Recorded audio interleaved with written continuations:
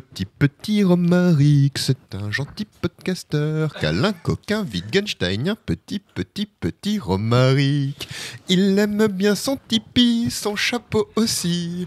Il aime bien son chapeau, son tipi aussi. Petit Romaric, c'est un gentil podcasteur. Coquin, câlin, Wittgenstein, un petit Romaric. On va jouer à 3-16 aujourd'hui avec Fabien Ilvain. Ouais.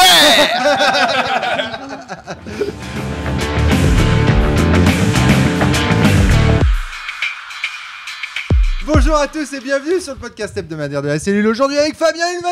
Oui.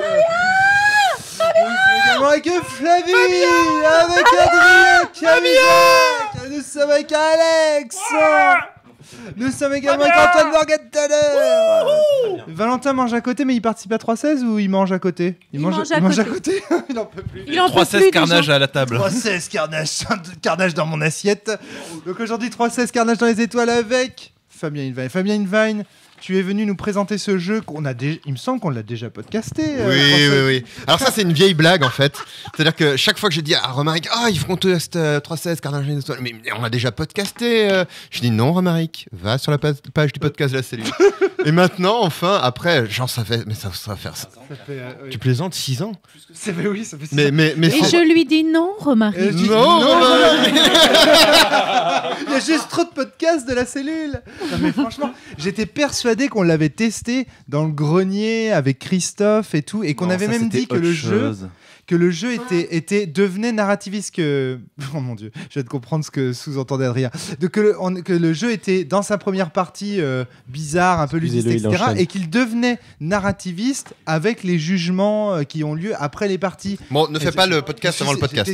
J'étais sûr qu'on l'avait déjà fait ce truc. Donc c'est un jeu de Gregor Hutton, sorti en 2008 et c'était il y a 11 ans. En 2009, pardon. Et c'était il y a 10 publié ans. la même année par le 7e cercle. Donc on l'a eu en France, on y a eu accès en France très rapidement. T'as trop d'énergie, c'est un jeu dans lequel on est dans le futur et la Terre est devenue un endroit idyllique, parfait, dans lequel, en fait... Non mais si, c'est vrai, c'est vrai, c'est pire. Hein. Pour s'assurer que la Terre reste toujours un endroit idyllique et parfait, on va aller flinguer toutes les peuples extraterrestres qui existent pour être sûr que jamais américaine, ils ne puissent nous menacer. Et pour aller jusqu'au bout de la logique, on va même flinguer toute vie qui, dans le prochain million d'années, pourrait peut-être nous menacer. C'est-à-dire devenir vaguement intelligente, quoi. Jeter des cailloux, c'est dangereux. Mais on sait jamais, hein. Une autre manière de voir la même chose, c'est que comme l'engagement est volontaire, ça permet d'envoyer dans le cosmos tous les sociopathes qu'on peut avoir. Ceux qui rendraient la Terre un peu moins parfaite. Voilà, j'ai décidé de le tuer, mais va tuer du xénomorphe, vas-y, c'est autorisé. Ils sont volontaires, avec une bonne campagne de pub, tu cibles les gens qui vont bien. Et donc, j'arrive pas à ne pas penser au film dans lequel on parle souvent, Starship Troopers. Alors, Starship Troopers, grosse source d'inspiration. Alien 2, il y a plein de jeux comme ça. Est-ce que je pourrais avoir, Warhammer 40 000, pour tuer du xénomorphe, une sorte d'exosquelette à la Ripley? Alors, tu as une armure mandrill, qui est une grosse armure bien solide. J'ai fait kiffer ce jeu. On va peut-être pas décrire tout de suite le système de jeu et tout le reste. Alors c'est Adrien qui nous fait le plaisir d'être le MJ. Ouais, c'est ça. Fabien m'a dit « Et Adrien, au fait, tu maîtrises cette partie ?» Ok.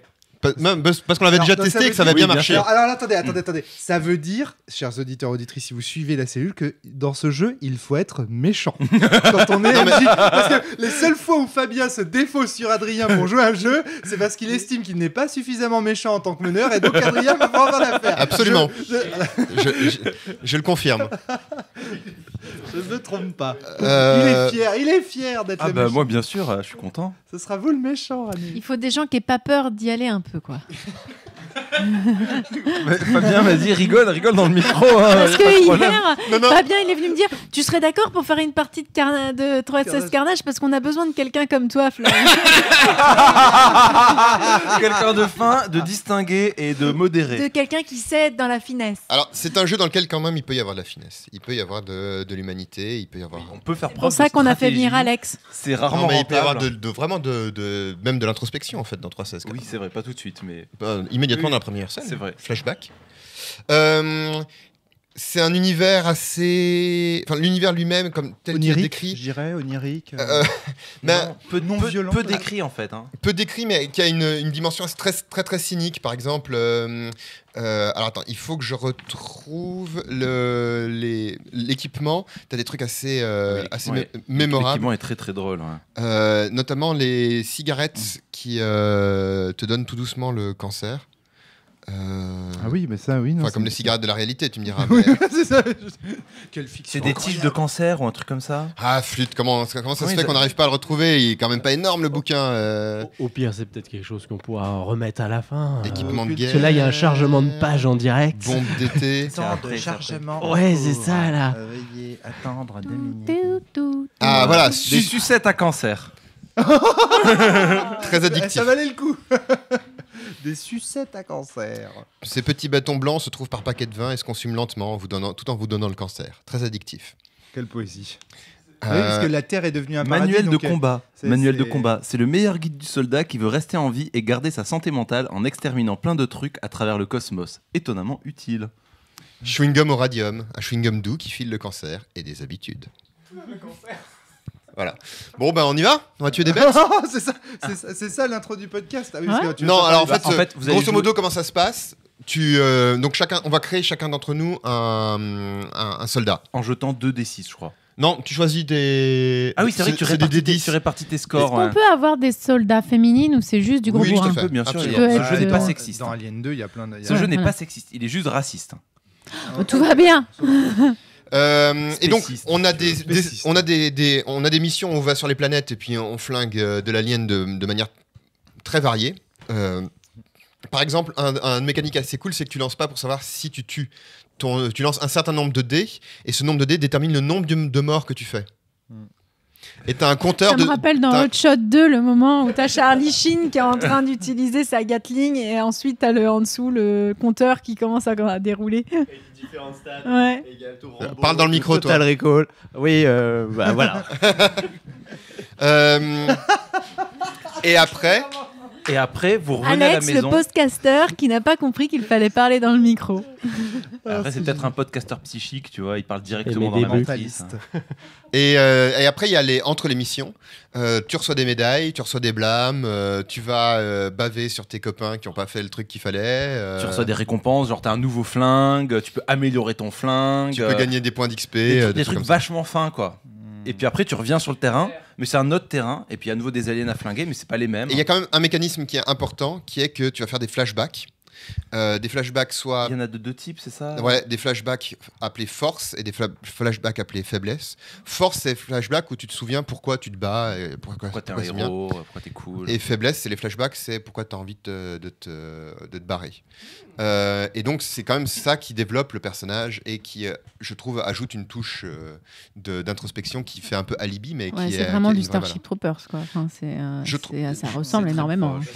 Et c'est surtout ce qui est intéressant, c'est complètement une inspiration qui était revendiquée à l'époque, parce que c'est quand même aussi un vieux jeu. Hein. Tu parlais quoi de 2009. 10 ans, il pourrait être ton fils. Et surtout, ce qui est intéressant, c'est que le dernier flashback faiblesse, c'est directement sur la feuille de personnage, c'est haine de la patrie. C'est-à-dire, à force de te battre, au bout d'un moment, tu fais merci, mais j'en veux plus.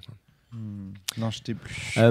Décollage. Petite interrogation avant le décollage. Vous avez tripé sur on gagne des XP, d'expérience, du matos. Ça fait très une critique de ADD, c'est voulu. J'en sais rien. Je sais pas. J'en sais rien. Moi, tu sais, d'habitude, mais je là, suis là, ça te fait triper là. Là, je suis très intello et tout. Enfin, d'habitude, je suis très intello, je réfléchis et tout. Ça c'est un jeu, je le joue au premier degré, quoi. Et j'y vais à fond. Donc, du coup, rien que pour ça, c'est un vrai ovni en fait. Un jeu que Fabien joue au premier degré, il n'y en a pas beaucoup. J'arrête tout de suite. Mais Fabien reste fan de l'univers de Warhammer. 40 000, s'il te plaît. 40 000. Ce qu'il faut préciser quand même, parce que c'est ce genre de... C'est quelqu'un qui connaît par cœur une des chansons de Starship Trooper 3. It's a good day to die, if you know the reason why. En fait, c'est pas un podcast sur 316. C'est pas un podcast sur 316, c'est le podcast Révélation sur Fabien. It's a good day to tip. It's a good day to tip, if you know the reasons why. Très bien, fin de la partie de 316 Carnage dans les étoiles. Oui, sergent, oui, sergent. Je précise que nous enregistrons ce podcast le lendemain de la partie, puisqu'elle s'est terminée assez tard. 1h30.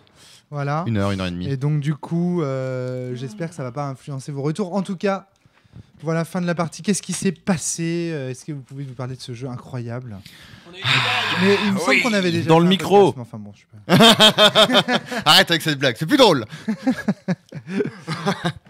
Alors, déjà, est-ce que vous aviez déjà joué les uns les autres à Carnage dans les étoiles? Non. Flavie, non. Moi non plus, jamais. Tu es Chef, sûr? oui, chef. Tu es sûr, Flavie, que tu n'avais pas fait partie du premier podcast qui avait été enregistré sur Carnage 3.16 dans les étoiles? Dans une réalité double aussi, mais pas dans celle-là. T'as jamais joué avec Christophe à ce jeu-là? Tu sais ce que c'est ça? Hallucine. D'accord, ok. Non, je sais pas. C'est un running gag. Ouais, ou un bruit qui Mais court. je te jure que nous n'avons jamais testé ce jeu, Ouais, Rome. je suis sûr. Je te jure que non. Je me souviens d'avoir lancé les dés pour. Alors, comment je saurais à ce point-là qu'il faut, par exemple, lancer les dés pour compter le nombre de personnes? Alors moi, je vais te poser une autre question. Je vais peut-être prendre ce truc-là parce Ouais. qu'il y a Adrien qui me tient le micro depuis tout à l'heure et je trouve ça un peu bizarre. Ouais, quand Adrien te tient quelque chose, c'est bizarre. Bon, Romaric, je pense. Tu es sûr de ne pas y avoir joué dans une convention ou quelque Non, chose non, non, comme j'y ai joué là-haut dans le bureau ésotérique.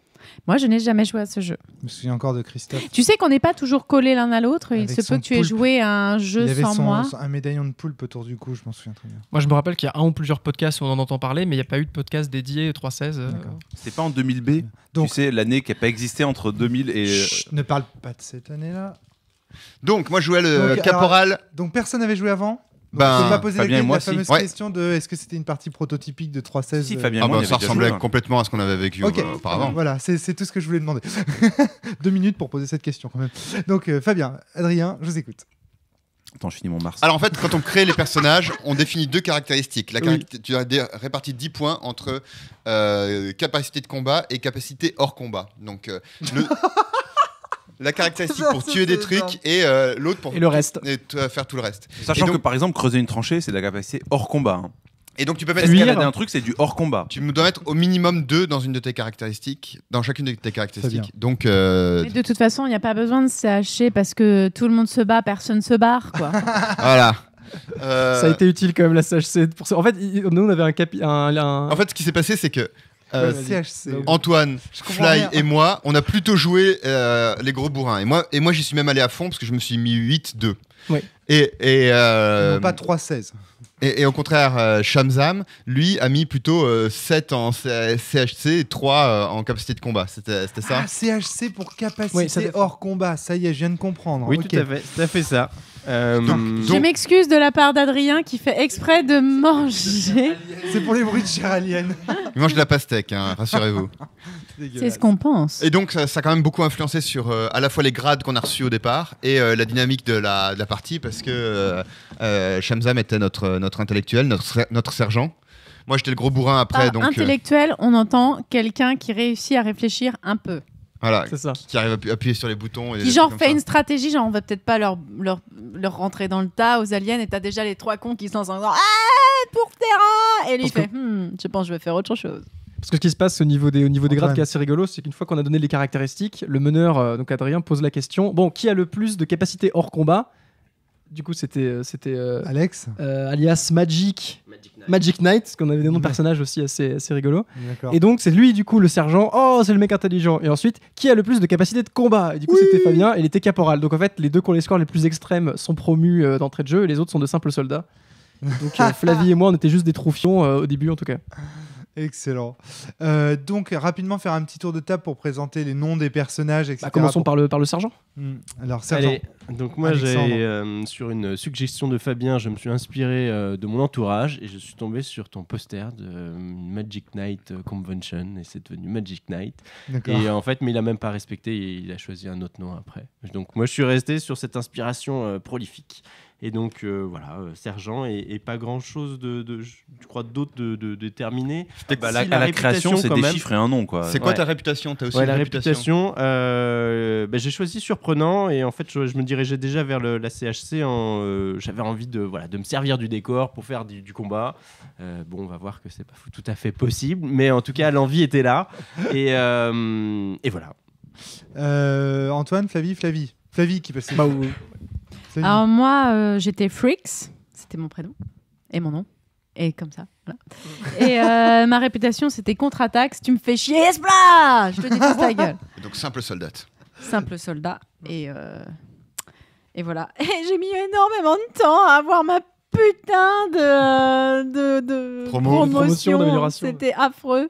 Alors que je suis une vraie tueuse, quoi. 7-3 et voilà. Et donc, ouais, c'était rigolo. Le truc contre-attaque, ça me permettait de le jouer à la fois dans les combats et à la fois en dehors. À un moment, on avait une scène avec Fabien où, je sais plus, on mangeait de la gelée à la vanille. Ah oui, je te dis, file-moi ta part de gelée et tout, puis t'en as pas besoin, puis t'es une femme. Et là, contre-attaque. Splah et là, je vais manger toutes les gelées à la vanille qu'il y avait, genre, avec des scènes dantesques. Je pense que ce jeu fait ressortir le pire beauf qui se trouve en moi. J'aime pas trop le terme beauf, mais le pire, oui. Pire. Non, pas douter. Je sais pas comment on pourrait dire ça. Le pire mascu. Le militariste. C'est un mélange de violence gratuite. C'est un mélange entre militarisme, toutes de les séries B et les tout, nanars que j'ai pu regarder qui sont ressortis d'un seul coup. Ouais, d'accord. Et vraiment. Ils sont tellement beaux. Tuons-les. Adrien. Ouais, effectivement, ça a ouvert Alors, pas mal de Alexandre. portes de filtres ou même de comme on le saurait normalement en fait. Et moi, c'est une première chose qui m'a perturbé sur la partie d'hier. D'accord. Et alors ça Alors, c'est beaucoup dû à Fabien. Hein. Je pense que Fabien, il a une relation avec ce Fabien, jeu qui est assez il malsaine. y va à fond, il est là pour Et s'amuser. donc il y va à fond. Donc et voilà. il pose le curseur vachement haut, tu vois. Donc là après, bah oui, ça tire tout de suite la couverture. C'est-à-dire que tu avais une façon de roleplayer ton personnage qui a tiré tout le monde à roleplayer vers la caricature. Donc moi j'étais masculiniste. le caporal shooter avec la réputation d'être de bonne humeur et j'étais tout le temps Caporal content de. shooter, mais j'ai tellement envie de t'appeler comme ça maintenant. Ça te va tellement bien, quoi, mon caporal shooter. Et j'étais tellement heureux d'être là, quoi. Enfin, comme je joue en convergence, quoi. J'étais heureux de tuer des trucs, quoi. Ah, la vache. Antoine, ton Et personnage. du coup, pour finir, moi j'étais soldat traumac, comme trauma crânien, Ah et oui, avec c'est la vrai. réputation d'être précis. Et voilà, assez clair et établi comme point de Net départ. en tout et cas. précis, justement. Voilà. Adrien, quel est ton rôle dans 3.16 du coup en tant que meneur? Alors, c'est tout quoi. C'est être sûr que les gugus s'amusent, qu'ils aient de quoi dégommer. Enfin, Qui c'est de côté? J'apporte la chair fraîche. c'est ça. Non mais c'est ça. En gros, Oh mon dieu. je gère les aliens. Et donc chaque partie, enfin, c'est compliqué à dire parce que le jeu se découpe en une succession de planètes à aller éradiquer. D'accord. Avec un petit peu de discussion entre les trucs, avec un peu de un briefing avec ton lieutenant, avec ton capitaine. Un peu de scène à l'auberge entre deux. Voilà, un donjons, peu de scène à quoi. l'auberge. Mais en gros, c'est tu fais un tout petit briefing, tu pars sur une planète, tu dégommes. Quand il n'y a plus d'aliens, tu reviens. Et toi, promotion. c'est toi qui fais le briefing? Ouais, c'est moi qui fais le briefing. Donc tu fais Ah, c'est promotion, cool. tu fais gain de niveau, nouveau matos. Et remise des médailles, parce que remise- les médailles c'est très important. Remise des médailles, parce que ça doit Génial. briller. Faut Ah ouais, vendre, le quoi. truc entre les deux, c'est que c'est super important comme phase. Hein. Ah ben bien sûr. Ouais. Et puis ensuite, on retourne sur une planète. Et donc, on va dire Alors, là moi, où j'ai le souvenir que c'était le cœur du jeu, c'est ce qu'on avait là dit où- dans là le où je podcast passe- qu'on n'a jamais là où je enregistré. passe le plus de là où je passe le plus de temps, moi, c'est sur les planètes. Les planètes, ça va être parce que c'est rigolo, c'est dit dans les règles, c'est que le cœur du jeu de Carnage 3.16, c'est les planètes. D'accord. Mais le paragraphe juste après, c'est le cœur du jeu dans 3.16, c'est pas les planètes. Ouais. D'accord ? Donc c'est un peu l'idée. Et donc les planètes, il y a Non mais si, il y a j'expliquerai pourquoi après. 4 tables qui sont une avec un score pour les adversaires, pour les aliens. Tous les aliens de la planète ont le même score pour faire tout ce qu'ils veulent, une capacité alien. Et ça, il y a une table, et puis tu jettes un des 20 et tu regardes dans la table, c'est soit une valeur fixe, genre c'est 5, ou c'est 10, ou alors c'est le score le plus faible des joueurs, plus 2. Enfin bon, il y a des listes de trucs, et donc tu le tires au début, voilà. Et donc là, les 3 planètes qu'ils ont explorées, on pourrait dire 3 parties de jeu presque, mais bon, c'est 3 courtes parties.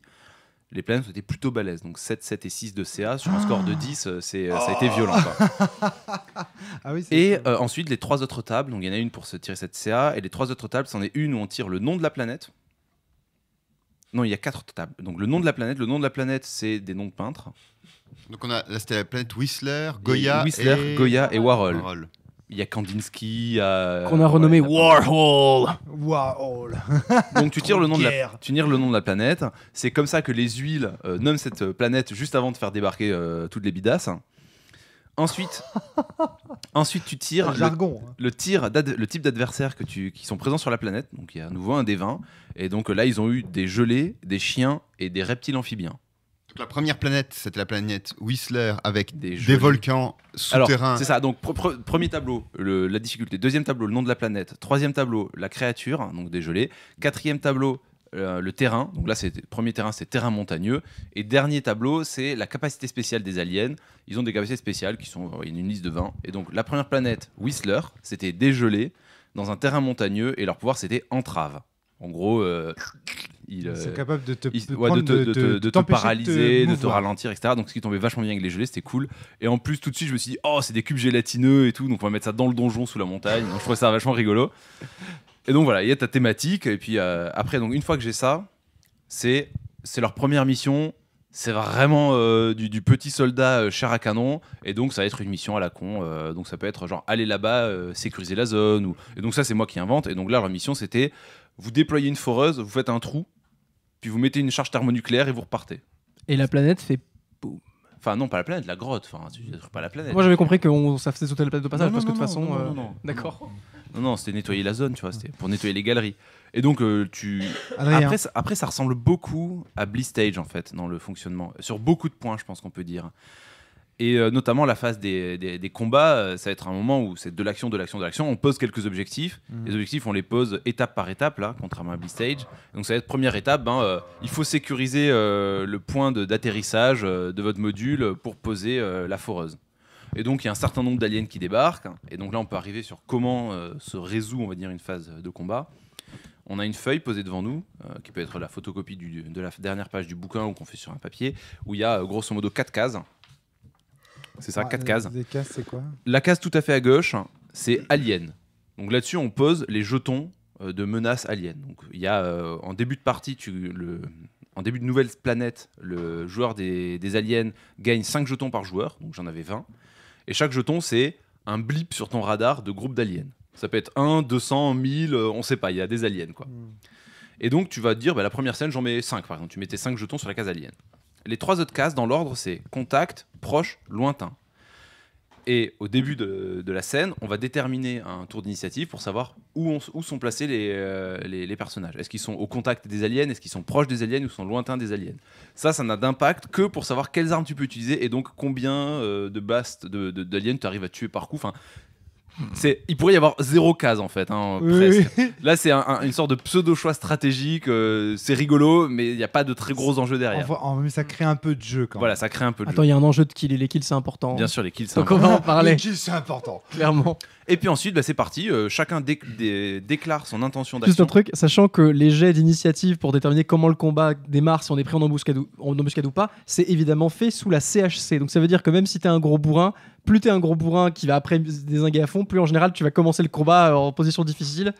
Et du coup c'était rigolo parce qu'à chaque fois il y avait un peu à côté Ils sont où Merde, on s'est encore fait surprendre. Voilà. Adrien. Et donc ensuite, le combat commence. Chaque tour, chacun annonce son intention. Est-ce que je veux blaster les aliens ? Est-ce que je veux reculer pour me mettre dans une meilleure position de tir ? Est-ce que je veux installer la foreuse pour machin ? Donc, tout ce qui est du combat, tout ce qui va tuer des aliens, c'est de la CC. Ouais. Tout le reste, c'est de la CHC. Et donc, tout le monde déclare son intention. Les aliens, en général, c'est... Voilà. Et Ça puis fait quel ensuite, bruit un cube gélatineux quand même C'était plus des cubes de morve géants pendant une bonne part du truc. D'accord, ok. Merci. truc comme Adrien. ça, quoi. Enfin, si j'avais un Non, mouchoir... c'est très important. Si j'avais un mouchoir et le nez chargé, je pourrais vous faire le bruit Allez. mieux, mais bon, Oui, on va s'en passer. fais rêver. Tu me fais rêver. Eh ouais, je sais. Ça fait. Parle-moi encore de gélatine, s'il te plaît, Adrien. On verra plus tard, Flavie. Et donc, une fois que tout le monde a déclaré l'intention, on jette le dé d'action. Et puis ensuite, le système de résolution, c'est d'abord ceux qui ont réussi, donc ceux qui ont fait moins ou égal que leur score, on part du plus haut, on descend et on résout. Et ensuite, ceux qui ont raté, du plus haut au plus bas. Et voilà. D'accord, très bien. Et après, ça tue des aliens, ça fait des dégâts aux joueurs, ils se déplacent, ils accomplissent des objectifs dans la Ils fiction. racontent des choses sur la planète qui se passent, des choses qui sont peut-être anodines, mais qui au cours après des promotions et tout ça vont avoir peut-être un rôle à jouer. Ok, on voit bien. Donc Alexandre, je te sens vraiment sceptique sur cette partie-là. Carrément. Ouais, t'as trouvé Carrément. ça. Alors, sans vendre la mèche, mais on va commencer par les trains qui n'arrivent pas à l'heure. Ouais. Alors peut-être qu'il y avait de la fatigue. En tout cas, moi j'ai découvert la X-Card sur For the Queen et elle m'a manqué hier soir à la partie. Ah ouais. Ouais. Bah, il fallait en parler. Et oui, mais comme c'était pas, j'ai dû conscientiser et c'est à tel point que j'ai passé une très mauvaise nuit à cause de ça. Donc vraiment, j'ai vécu un mauvais moment et voilà, j'ai compris à quoi servait ce truc. Tu m'en as parlé ce matin en mode j'ai réalisé parce que c'est toujours là et parce que c'est quelque chose qui est sensible, mais c'est autre chose. Et au-delà de ça, j'ai joué à un jeu de plateau que j'ai pas trouvé bon et j'ai entendu des potes ils mettent de la fiction autour pour de la couleur et en fait voilà, pour moi j'ai pas pu ne pas le faire quoi.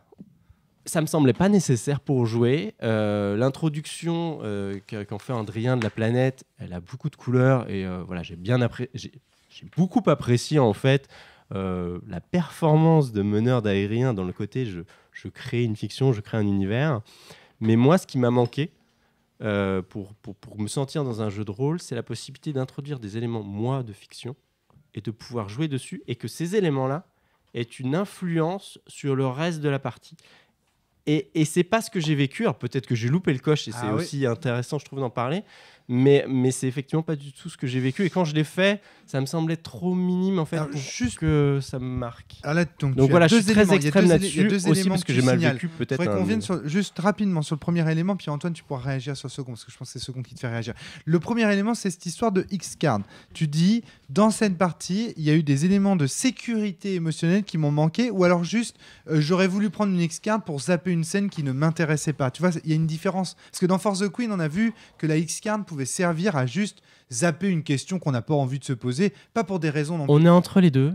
La X-Card pour moi jusque-là c'était le flout que j'en ai vu rapidement sur les forums, c'est pour pas parler de sexe, violence et trauma psychologique et en fait pour For the Queen j'ai découvert ça permet aussi juste de zapper un truc qui nous intéresse pas, voire qu'on n'a vraiment pas envie d'explorer parce que peut-être qu'il y a une sensibilité mais on n'est pas forcément sur quelque chose de traumatisant ou le domaine de l'insécurité ordinaire. Bon bah il se trouve que moi, quand je mets CHC à 7 au début du jeu, c'est parce que je me dis, bah, tiens, ils sont partis en mode combat. Et moi, je ne tripe pas en faisant du lancer de dés ou à taper des coups. Du coup, je tripe en rebondissant sur des éléments du décor. Et c'est comme ça, pour moi, les combats que je les aime dans le jeu de rôle. Donc, naturellement, je le mets là. Et ça a une incidence que je ne connaissais pas. Je deviens sergent. Donc on me met un poste de commandement dans la fiction que je n'aurais jamais brigué si je l'avais su d'avance. Donc, je le découvre. Et il se trouve que c'est pas un poste envié puisque les autres jouent finalement déjà une attente forte de vas-y commande-nous. Ben non, j'ai pas d'énergie, il est tard ce soir. Ouais. Et pour moi, encore une fois, dans la position où j'étais, même je suis jalousé ou pas jalousé, j'attire une animosité. Et non, là je suis venu m'amuser les gars. Et en fait, je n'arrive pas à l'exprimer. Et voilà, être leader incompris. Bon, il se trouve que ça fait 3 ans, que ça se termine mal, donc c'est peut-être à vif. Et là, en fait, j'aurais juste aimé dire, en fait, le jeu que vous m'imposez, il me fait chier. Et en fait, j'ose pas le dire, et je le garde pour moi, et on jette les dés, Et quand j'essaye de prendre part sur la fiction, pendant le jeu, soit par, j'essaye d'introduire des éléments de décor, ou j'essaye de faire du combat, non, parce que j'ai mis 3 en combat, donc non, 3 chances sur 10. Non, je parie pas sur mes actions du tour là-dessus. Donc je reste sur... j'essaye d'introduire des décors, mais en fait, non, le jeu n'est pas fait pour ça. Donc je me suis retrouvé dans une position de... Je subis la partie parce que je ne sais pas comment jouer à ce jeu, en fait. Avec le perso que j'ai, me donne une interface que j'aime pas du tout avec le jeu, et je ne sais pas comment la changer en cours de route, puisque pour évoluer, c'est galère. Un tour de table peut-être de commentaires sur ce sujet. Alors, moi, sur ce sujet, c'est un des trucs qui m'a gênée. En fait, moi, quand on a démarré le jeu, je ne savais pas que ce serait un jeu où, en gros, on se tirerait entre les pattes dans entre PJ. Et il se trouve que, comme on était les 2 soldats, nous, on avait un truc qui faisait déclencher une faiblesse. On pouvait obliger quelqu'un à créer une faiblesse. Or, moi, j'étais là pour tester le jeu, donc je me suis dit, je vais créer une faiblesse. Je vais obliger quelqu'un à forcer. Ça s'appelle forcer une faiblesse, je crois. Bon, là, moi, tu l'as fait que tout à la fin, d'ailleurs. Oui, c'est pas quelque chose qu'on a parce que je trouvais ça assez oui. affreux, mais fallait créer du coup les raisons pour lesquelles je le ferais au fur et à mesure. Et puis, moi, il y a eu des choses qui m'ont gênée aussi dans le jeu, qui fait que de toute façon, je vais jamais dans l'extrême dans comment dire le surjeu, sauf quand je me fais chier. Et il y a eu des moments où je me suis fait chier dans le jeu. J'ai trouvé le plateau limité et répétitif. Et dans l'entre-deux, les entre-deux missions, j'envoyais carrément des textos. En fait. Je suis désolée, ça ne m'a jamais fait triper en fait de choisir une arme. Ça me faisait déjà chier quand je jouais à des jeux plus traditionnels. Voilà. Ouais. Donc en fait, moi du coup, je me suis dit, si je veux m'amuser, en fait, je vais surjouer le côté branque, le côté. Tu surinvestis le roleplay parce que le jeu t'emmerde. C'est ça. Alors du coup, voilà, je me suis mise à parce que au niveau du plateau. C'est répétitif. En plus, moi, du coup, toi, c'est l'extrême inverse. Tu dis CHC, t'as rien pu faire. Moi, j'avais CC à 7 au début. Donc, en fait, je rate tous mes jets du coup de CHC, vu que moi, j'avais 3. Donc, tous mes jets d'initiative font qu'en fait, je foire absolument tout. Donc, je suis toujours dernière à passer. Et le seul truc que je peux faire, c'est tirer avec mon gun. Parce que même mon couteau, ça marche pas. Ouais. Donc, en fait, je me trouve systématiquement à rater ma CHC. Ou si je l'ai réussi 2 fois. Et mes évolutions au passage aussi de changer. Du coup, en fait, comme j'ai ma CHC qui marche pas, je peux jamais évoluer, alors, sauf coup de bol à la fin.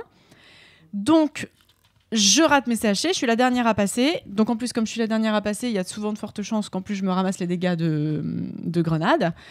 Et en plus, le seul truc que j'ai à faire, c'est de tirer. Et à un moment, ce qui fait que du coup, je faisais « Pour Terra !» et je tire. Et là, je voudrais aller là-bas, mais du coup, je vais tirer. Du coup, je vais essayer de tuer ce truc, et puis du coup, je vais là-bas. En gros, je vais aller là-bas en tirant. Je pliais la narration, parce que de toute façon, je savais qu'avec ma CHC, j'avais aucun moyen de faire autrement.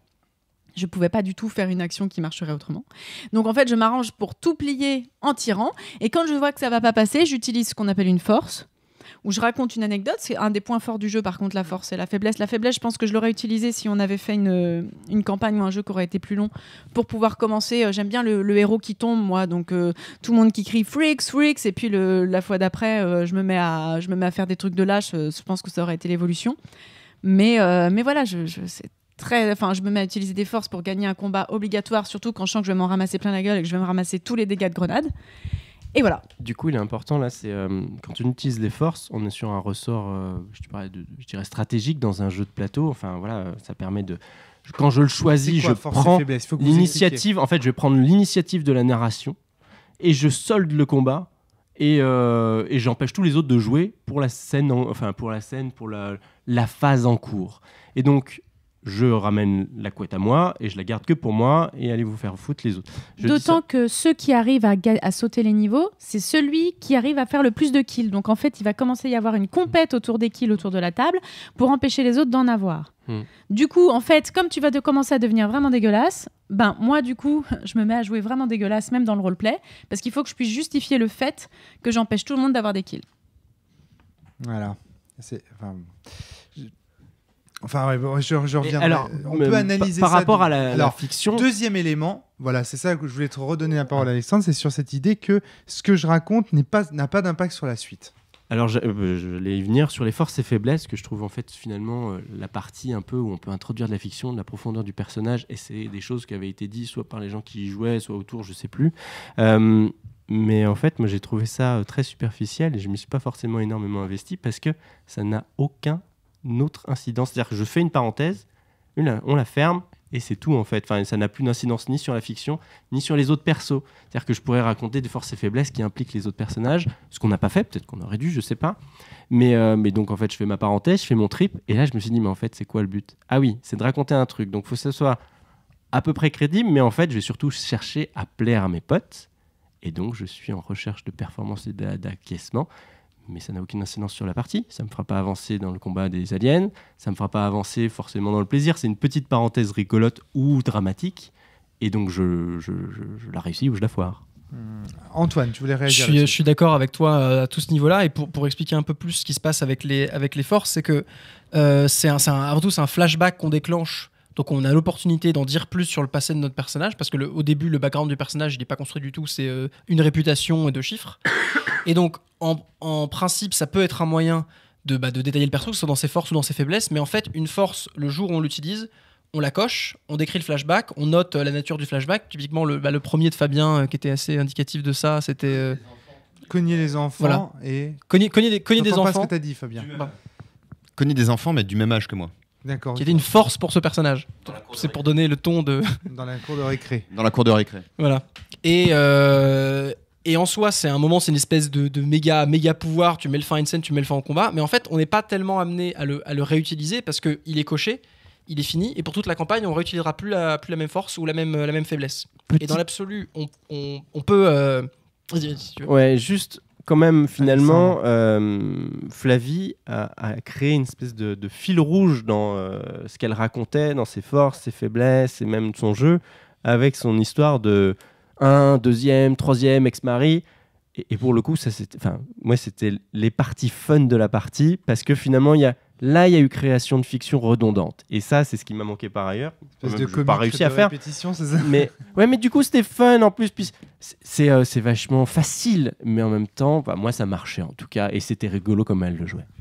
D'accord, ok. À la Colombo, quoi. Ma femme me dit Non, en toujours- fait, je l'ai joué comme une des sœurs de Joey dans Friends. Il y a une des sœurs de Joey dans Friends qui a eu plein de maris et qui étaient des maris absolument affreux. Il y en a même un qu'elle a buté, mais en légitime défense, je crois. Et je me suis inspirée de ce perso-là, qui est un perso hyper badass, avec un cuir. Je crois qu'elle apparaît dans 2 épisodes, donc ça va pas très loin. Mais je me suis inspirée de ce perso-là. Et donc, dès que je parlais d'un truc, par exemple, on arrive sur le truc sur la scène de la mort. Je dis, ça me rappelle mon premier mari, quoi. Et voilà, j'avais choisi de faire ça aussi parce que ça me permettait de créer un truc, un petit truc un peu Marrant. sympathique, quoi. Très très sympa. Antoine, Je pense quand même, je voudrais rajouter qu'une grande part de ce dont on va parler dans ce podcast vis-à-vis d'avoir des fils rouges, d'avoir des éléments un peu plus riches sur les personnages au-delà des missions ponctuelles, c'est grandement influencé par le fait qu'on a fait un one-shot et pas une campagne. Et donc de base, je pense que c'était normal c'était déjà ce qu'on avait dit dans le podcast Voilà. qui n'existe pas. Donc c'était normal qu'on se mette pas à surinvestir ou à surdévelopper ces points-là parce qu'on était plus là pour faire 3 missions, Je suis pas d'accord avec toi. surjouer à fond, mais on n'avait pas le temps d'établir des trucs Je suis comme pas ça, et c'était d'accord pas le avec but toi. en Non, one-shot, alors, non je suis et d'accord et pas d'accord avec toi. C'est-à-dire que je pense Alors, que- juste pour moi, Alex, il n'y a pas tu de veux rien. raison de créer du fil rouge, si ce n'est se faire plaisir ou d'ajouter. Pour moi, le jeu, dans sa mécanique et sa présentation telle qu'elle m'a été donnée, et je ne crois pas qu'il y ait eu trop de filtres, elle n'incite pas du tout à faire ça, pour moi. En fait, si. Alors, c'est Alors, Adrien. justement là. Alors, ce jeu a des défauts, a une force, etc. Effectivement, quand on prend les règles au pied de la lettre, ta force n'intervient qu'une fois, c'est un texte qui est écrit. Effectivement, tu ne fais que jeter des dés pour tuer des aliens. Effectivement. Je suis tout à fait d'accord. Hein. Le jeu, en fait, si on le décrit de façon factuelle, c'est chiant comme la pluie. Hein. Et je pense. Alors après, c'est moi qui commence à projeter des choses dans le jeu. Je pense que c'est partie de la volonté du jeu. Oui. Que en ayant des aspects rébarbatifs et chiants qui te montrent le combat est inintéressant, le combat est violent, le combat est Exactement. stupide, le combat est décérébré. Le vide fertile du jeu n'est pas là. Les forces que vous avez créées sont toutes ignobles, violentes, sexistes, machistes. En fait, l'objectif du jeu, et c'est pour ça que c'est un jeu qui est intéressant, mais qui a le défaut, à mon avis, d'être trop long pour atteindre ce point-là. Oui. C'est que la dernière de vos faiblesses, donc en gros, ils ont le droit d'utiliser dans la campagne, dans toute la partie qu'ils pourront jouer avec leur perso, 5 forces et 5 faiblesses. Au début, ils en ont une de chaque disponible. Et chaque fois qu'ils gagnent des niveaux, c'est être le premier en kill ou une chance parmi les joueurs, il y en a un qui en gagne. Il faudra qu'on explique ça d'ailleurs parce que Ouais. c'est 2 façons d'être récompensés Il y a 2 façons différentes. d'être Et ce qui récompensés. font qu'il Il y a quand même de la progression. Mais J'appelle bon. pas une récompense réussir un jet de dés. Oui, mais on va y venir. Mais en tout Rien. cas, les personnages progressent et à terme, ils auront utilisé 5 forces, 4 faiblesses. Et leur dernière faiblesse à utiliser, c'est haine de la patrie. Et en fait, le jeu Voilà. vise à pousser vers ça. Et en fait, vous êtes déjà en train de le dire, c'est que vos persos sont inintéressants, sont stupides, sont méchants, sont bêtes. Répugnant. Ils sont pas doués pour ce qu'ils doivent faire. Toi, t'es le sergent, t'es pas bon au combat, t'es au front. Enfin, si tu veux, il y a plein de choses comme ça qui sont. Et je suis d'accord, factuellement, tu t'es fait chier. Alors, en plus, il y avait l'aspect gérer l'équipe que t'aurais pas voulu avoir à faire. Et je suis désolé, on aurait dû en parler, on aurait pu changer ça. C'est dommage. Mais bon, après, c'est pas moi. Moi, j'ai pas pris le temps de poser la question. Toi, t'as pas pris le recul sur toi de le dire. Et donc, mais c'est surtout que je ne me rendais pas compte. En fait, Ouais, au bien moment sûr. où ça survient, en fait, c'est une gradation surtout que très lente. moi, je l'ai ressenti à la toute fin pour toi, parce que à la dernière planète, juste avant la dernière planète, t'es placé lieutenant. Et donc en fait, moi dans mon folklore, après c'est pas dit de façon explicite dans le jeu, mais moi dans mon folklore, quand les 2 fois où je l'ai fait jouer, c'était quand on arrive en orbite d'une nouvelle planète, les grands commandants appellent leurs généraux, qui appellent leur chef de machin, qui appellent les lieutenants sont briefés, puis les lieutenants appellent les sergents qui font le briefing. Et donc en gros, une ritualisation à chaque mission Voilà. qui Et se donc- répète en boucle et qui justement est absurde et drôle dans son comique de répétition de la machine. En plus, je pense pas que- uniquement drôle. Mais bon, Mais oui. Ouais, Et donc- mais et en donc, fait, c'est de l'humour Moi- noir, tu vois. C'est Oui, oui, horrible moi, en je même l'ai temps. ressenti effectivement pour toi quand le moment où t'es Alex, devenu lieutenant, t'es Adrien. convoqué à la réunion N+1. Et du coup, on attend de toi que tu fasses le briefing des suivants. Et là, je t'ai senti en bas de complet. Mm. Et effectivement, c'est un moment. C'était un peu tard. Je savais pas comment gérer le truc, donc j'ai essayé de te Et laisser le truc, c'est que je pense qu'en mais- plus, c'est un truc qui pourrait, que je trouverais fun en fait, en d'autres conditions, Circonstances. peut-être contexte, peut-être avec moins d'heures au compteur, avec peut-être moins fatigué, peut-être moins d'irritation sur d'autres choses. Et mais surtout, en fait, c'est con, même en deux textes de chants à remplir. Mon perso, c'était pas le sergent en fait. C'est-à-dire que ma projection, ma microscopique comprends, ouais. projection, elle a pas été là. Et je crois que j'ai eu du mal aussi à me réadapter, peut-être. Ou voilà. Et puis après, on est dans un univers extrêmement machiste, très stéréotypé, très cliché à la Starship Troopers, que moi j'aurais aimé peut-être jouer un peu au même niveau que Fab, pas avec autant de verve. Mais du coup, non, je suis le sergent. Du coup, je sais plus trop là. Et ça veut dire qu'il faut insulter des gens. Oula, là, on est au-delà de ma zone. Pas forcément, insulter pas forcément. En fait, ou être le tyrannique. dis-moi, alors, moi, en tant c'était que- compliqué. moi, en Dis-moi, tant le problème n'a pas été quand même que tu devais formuler des jugements moraux sur ton personnage. Et qu'au final, tu te considérais, à la fin, les jugements des autres te dérangeaient et font que tu as considéré ton personnage comme un salaud. Tu veux dire que ce jeu est narrativiste ? Parce qu'en fait, le voilà, la piège de 3.16. 3.16, c'est exactement un piège. On te fait rentrer dans un univers qui, en apparence, est un univers ludiste, dans lequel on va dessouder des aliens. En plus, on te ment. En plus, on te fait rigoler au départ à la présentation du jeu en te disant « Regarde, le nombre de dés que tu lances, c'est le nombre d'aliens que tu butes et tout. » Donc, quel genre de public t'attire, à ton avis ? Du public, justement, crypto-fasciste, un petit peu... Je ne te permets pas. fan de Warhammer 40 000, tu vois, un café HEC. Enfin, tu vois, Je suis en pas- gros, des le gens- mec formaté. Non, Ou je suis des pas d'accord. Je suis pas d'accord dans le sens où je vois le jeu comme une catharsis où à un moment, surtout qu'il est vieux, donc Mais justement pas. si, c'est pas un vieux une jeu, catharsis. 3.16. Non, mais pardon, c'est pas oui, une catharsis, d'accord. justement. Mais moi, de mon souvenir, il arrivait quand sur les forums, on se dit en fait, on génocide du gobelin quand on va dans les donjons. Et du coup, on va le faire et on va y prendre et sans arrière-pensée, enfin sans se prendre. Eh ben non, poser de justement. questions. Eh ben justement, non, c'est ça le Parce qu'en truc. fait, Et dans ce jeu, finalement, ça vient. vu qu'il n'y a pas de choix stratégique, t'es pas en train de jouer un jeu de stratégie où il s'avère que t'éradiques des gens. T'es dans un jeu où tu jettes des dés pour dire combien de dizaines de personnes tu tues, mais il y a aucun choix, il y a aucun enjeu. Tu vas les oui. scènes de combat. Moi, le seul plaisir que j'avais, et c'est pour ça que je brodais autour, c'est faire des ennemis qui ont l'air beaux ou des ennemis qui ont l'air Oh dégueux. Dieu merci, tu as fait ça. Bah oui, parce que sinon, techniquement, c'est alors vous débarquez, il y a 10 aliens. Qu'est-ce que vous faites ? Bah je jette le dé, je jette le dé, je jette le dé, je jette le dé. Ok. Il Non. y a 5 aliens. À l'image de ce qu'on faisait, de ce que Fabien faisait le plus, Antoine. on en fait des caisses, on surjoue tout pour combler. déjà aller dans le sens du côté exagéré et grandiloquent du jeu, parce que c'est que par ironie qu'on s'amuse de ce C'est qui se passe. gênant, parce que c'est gênant. C'est voilà. gênant. Ce jeu, il crée par des contre, zones de ce jeu gêne crée des horribles. malaises. Mais ce que tu disais, Mais attends. Romaric, le problème c'est J'ai que pas fini de le dire. mais en fait, je vois complètement Antoine. en quoi ça peut y être. Et dans les mécaniques qui commençaient à venir petit à petit, on en voyait des pistes parce que les mécaniques ludistes, elles tournent en rond, elles sont Je vais le absurdes. démontrer. Mais surtout, nous, en tout cas, ce qui est dans cette partie, on n'a vraiment pas le temps de le voir et pas le temps de l'explorer, ça. Que ça y soit par ailleurs, Voilà, parce que clairement. c'est un one shot. C'est ça. déjà ce qu'on avait dit dans le podcast qui n'existe pas. Et alors justement, je vais rentrer dans le détail.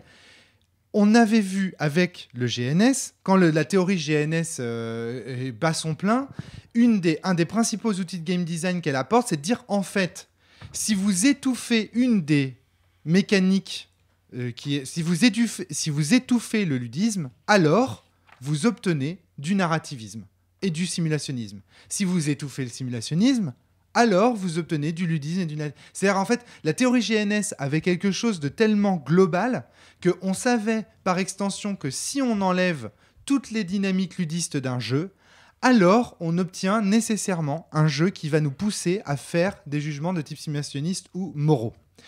Or, comme Ron Edwards ne croit pas vraiment en l'existence d'un simulationnisme et qu'en fait il l'a mis pour faire plaisir à un certain type de public, en vérité ce qu'on sait c'est que si on étouffe les dynamiques ludistes dans un jeu, les mécaniques ludistes dans un jeu, on obtient du narrativisme. Et c'est précisément ce que fait 3.16. En faisant en sorte, comme l'a très bien dit Adrien tout à l'heure, de faire en sorte que les dynamiques ludistes ne soient des non-choix, on attire des gens simililudistes dans un piège dans lequel, en réalité, les seuls choix qui va leur rester, c'est d'avoir des jugements moraux à l'égard de Terra, à l'égard de leurs personnages et compagnie et compagnie. Et ça, c'est dans les moments de promotion et en fait dans les intermissions que ça arrive. Et donc quand on joue en campagne à 3CS, ce qui se passe, c'est que le premier scénar, c'est uniquement de la baston, les planètes sont extrêmement importantes et les scènes de promotion extrêmement courtes, et plus on avance, plus les planètes sont extrêmement courtes, voire uniquement narrées ou racontées à l'aide des dés, parce que les mécaniques ludus sont en fait, on jette les dés uniquement pour pouvoir raconter ce qui se passe dans les interscénars et émettre des sentiments moraux du genre « Toi, la Ramirez, tu n'es pas venu quand j'en avais besoin avec ta grenade découpillée, tu n'es pas venu m'aider, pourquoi ? Parce que tu es faible, parce que gna gna gna gna gna. » Et là, du coup, on a des jugements moraux qui sont proférés sur les personnages, ça fonctionne du feu de Dieu. Donc voilà, c'est pour ça que c'est un jeu qui ne fonctionne qu'en campagne. Alors, je vous laisse réagir maintenant, Antoine. Alors, moi, pour dire ça, on a eu ça entre toi et moi, entre Shamsam et moi, en fait, ce que tu racontes. Mon personnage, en fait, te détestait parce que tu étais parce que tu es faible, parce que tu n'arrives pas à nous leader, alors que tu es censé être notre supérieur hiérarchique. Et en fait, mon perso, je l'avais bâti comme ça, mais elle avait besoin de quelqu'un qui lui disait où aller et quoi faire. Ok, alors pour aller dans ce sens-là, là on est. Problème avec. Pardon, excuse-moi Alexandre. Je vous laisserai après. Juste une chose. Attends. Non, et il s'avère que en plus mon perso fait plus de kills que toi. Or c'est le truc, c'est un des seuls trucs que me permet le jeu, c'est compter mes kills. Voilà. Donc en fait, je me dis mon perso voit que ce personnage-là, il est promu par rapport à nous alors qu'il fait pas de kills. Et en plus, il fait genre, il est capable de nous dire où aller et c'est lui qui sait nous dire ce qu'on va faire, alors qu'en fait, il le fait pas. Et le lieutenant là-haut, pareil, et tout ça, pareil. Donc voilà. Moi, ce qui m'a gêné là-dessus, c'est que en faisant ce choix, tu m'as mis dans une position que je ne voulais pas et que en fait, tu m'aurais dit, je vais jouer comme ça toute la partie, ok, sans moi. Alex, il y a un truc qui est clair. Écoute, si on prend le podcast sur Démiurge, Fabien, t'étais là. Un des problèmes que j'ai avec les jeux narrativistes, moi, personnellement, Romaric, et je pense, Alexandre, je pense que tu as le même, c'est que tu ne sais jamais qui est jugé, si c'est toi ou si c'est ton personnage. Et en fait, dans le fond, moi, à chaque fois que je joue à des jeux narrativistes dans lesquels mon personnage est proche de problématiques existentielles que j'ai pu traverser, si on me critique, si mon personnage est jugé, je ne sais pas si c'est moi, Romaric, qui est jugé. C'était apparu dans le podcast sur Démiurge, ça. Ou si c'est mon personnage. Et ça me met extrêmement mal à l'aise. Et si c'est le cas, ça veut dire que 3.16 réussit parfaitement son pari. Si 3.16 t'a mis mal à l'aise, c'est que c'est bel et bien un jeu narrativiste dans lequel, tu vois, c'est une preuve qui va dans mon jeu. Et puis moi, dans les jeux narrativistes, pour échapper justement au jugement, je deviens systématiquement un monstre. Et là, j'en étais un. Mais je voudrais modérer ça parce que ce qui me gêne, c'est déjà que je découvre au fur et à mesure. On est donc... je connais pas la donne de départ.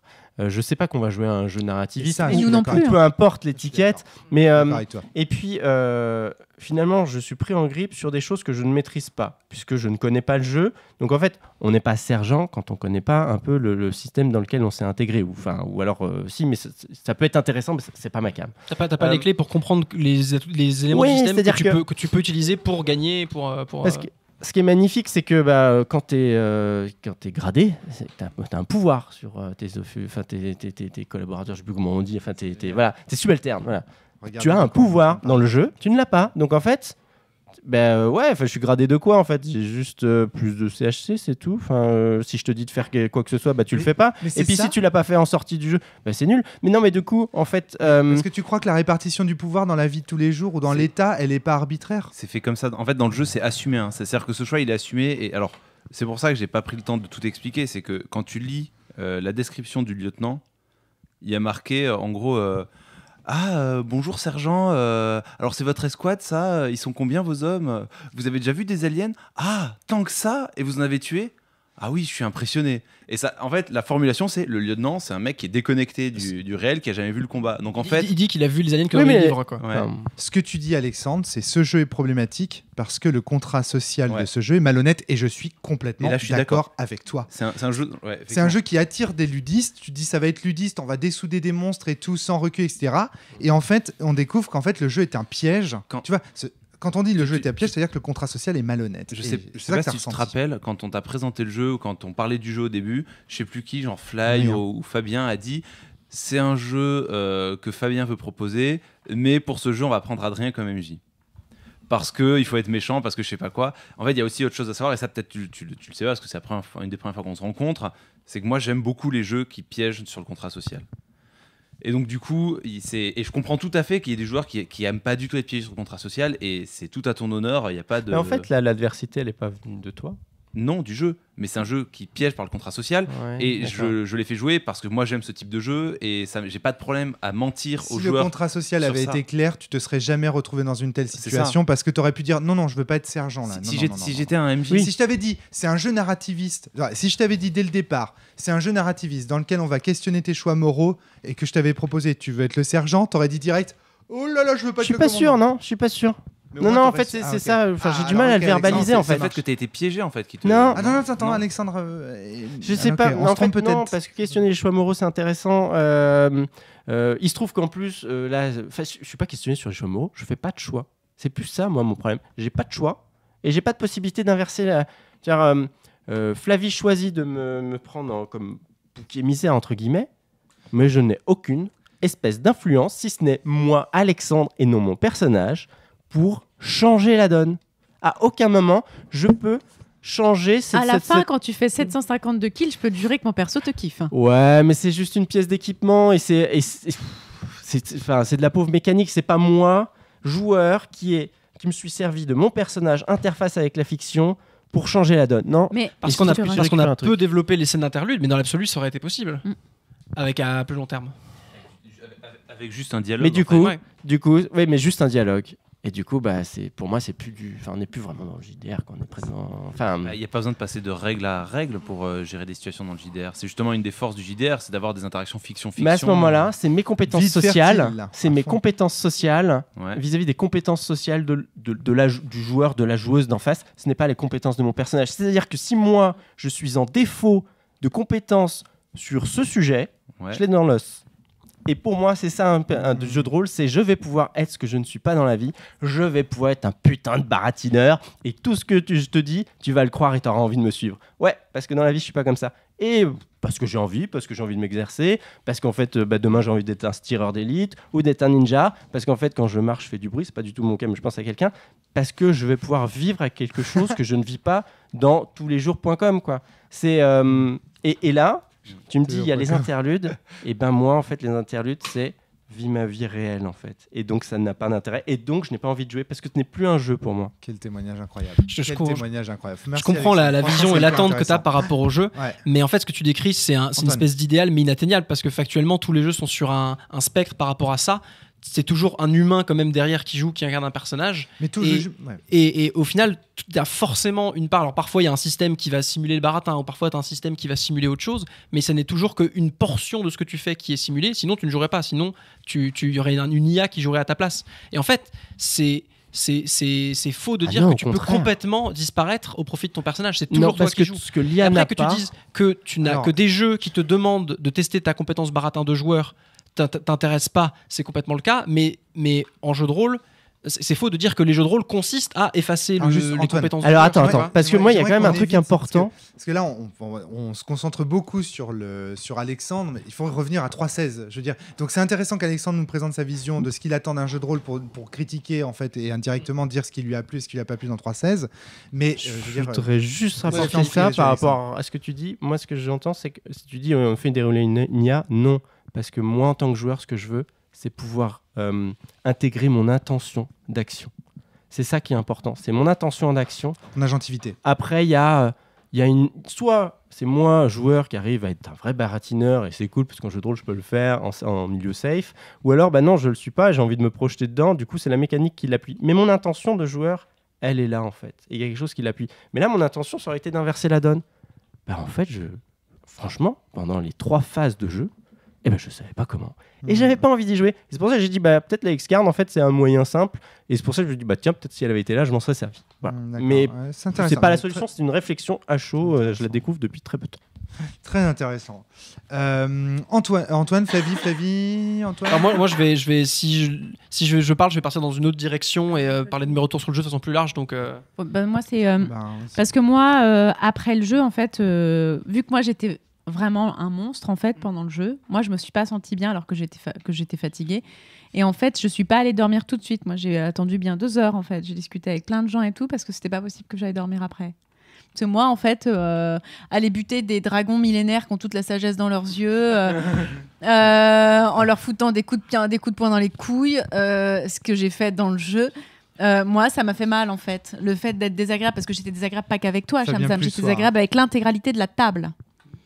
Donc, parce que moi, c'est ce que ça a déclenché chez moi. Tu disais, ça fait ressortir... Tout à l'heure, tu disais des attitudes, je sais plus comment tu l'as dit, mais enfin bref, tu dis ça te fait ressortir tes mauvais côtés, ce jeu. C'est moi, je me suis appelée contre-attaque, mais je pense que c'est tellement ta technique de défense en général. Ouais, je me mets une grosse armure et puis bam.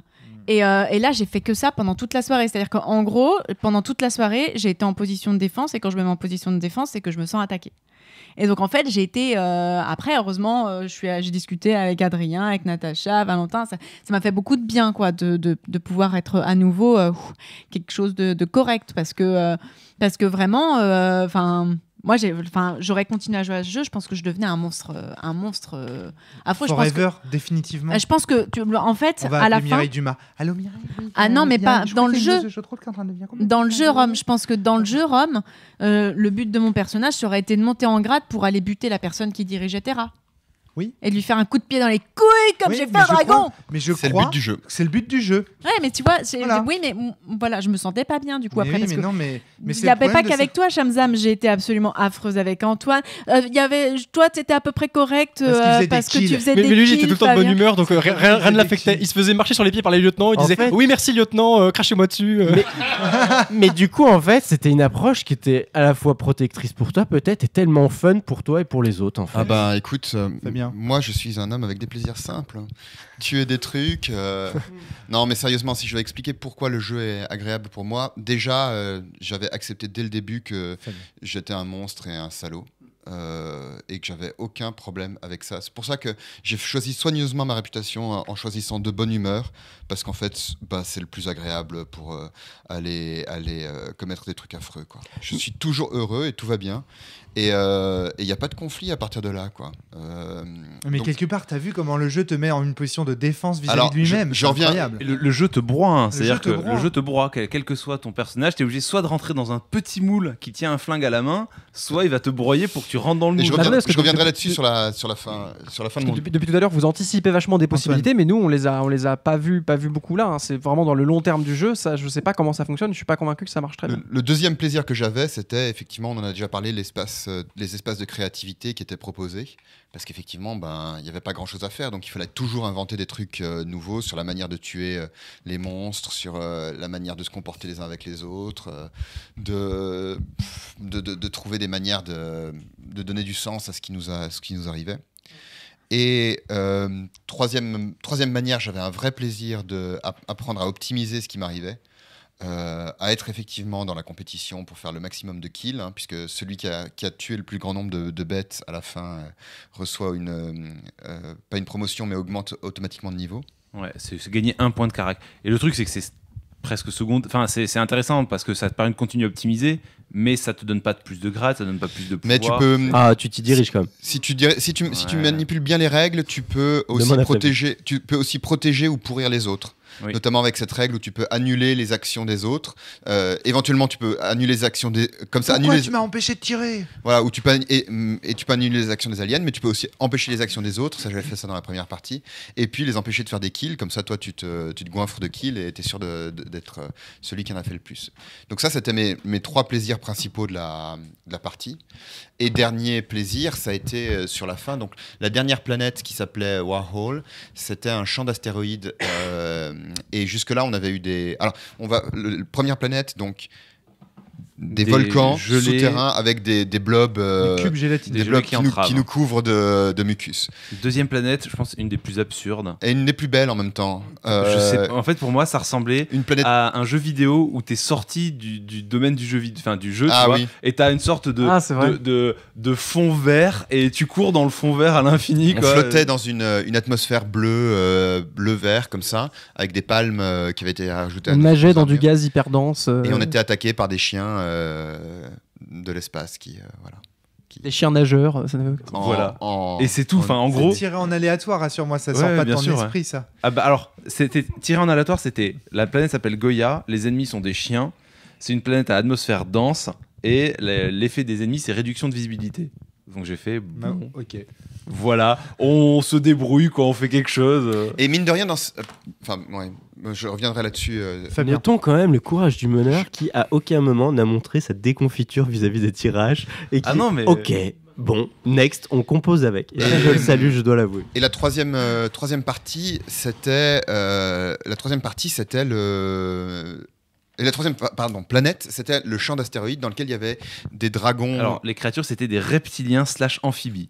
D'accord. J'ai penché sur les dragons parce que les lézards dans les astéroïdes moyens quoi. Et petit à petit, Adrien nous a décrit des dragons Ce nacrés. n'est pas une grotte.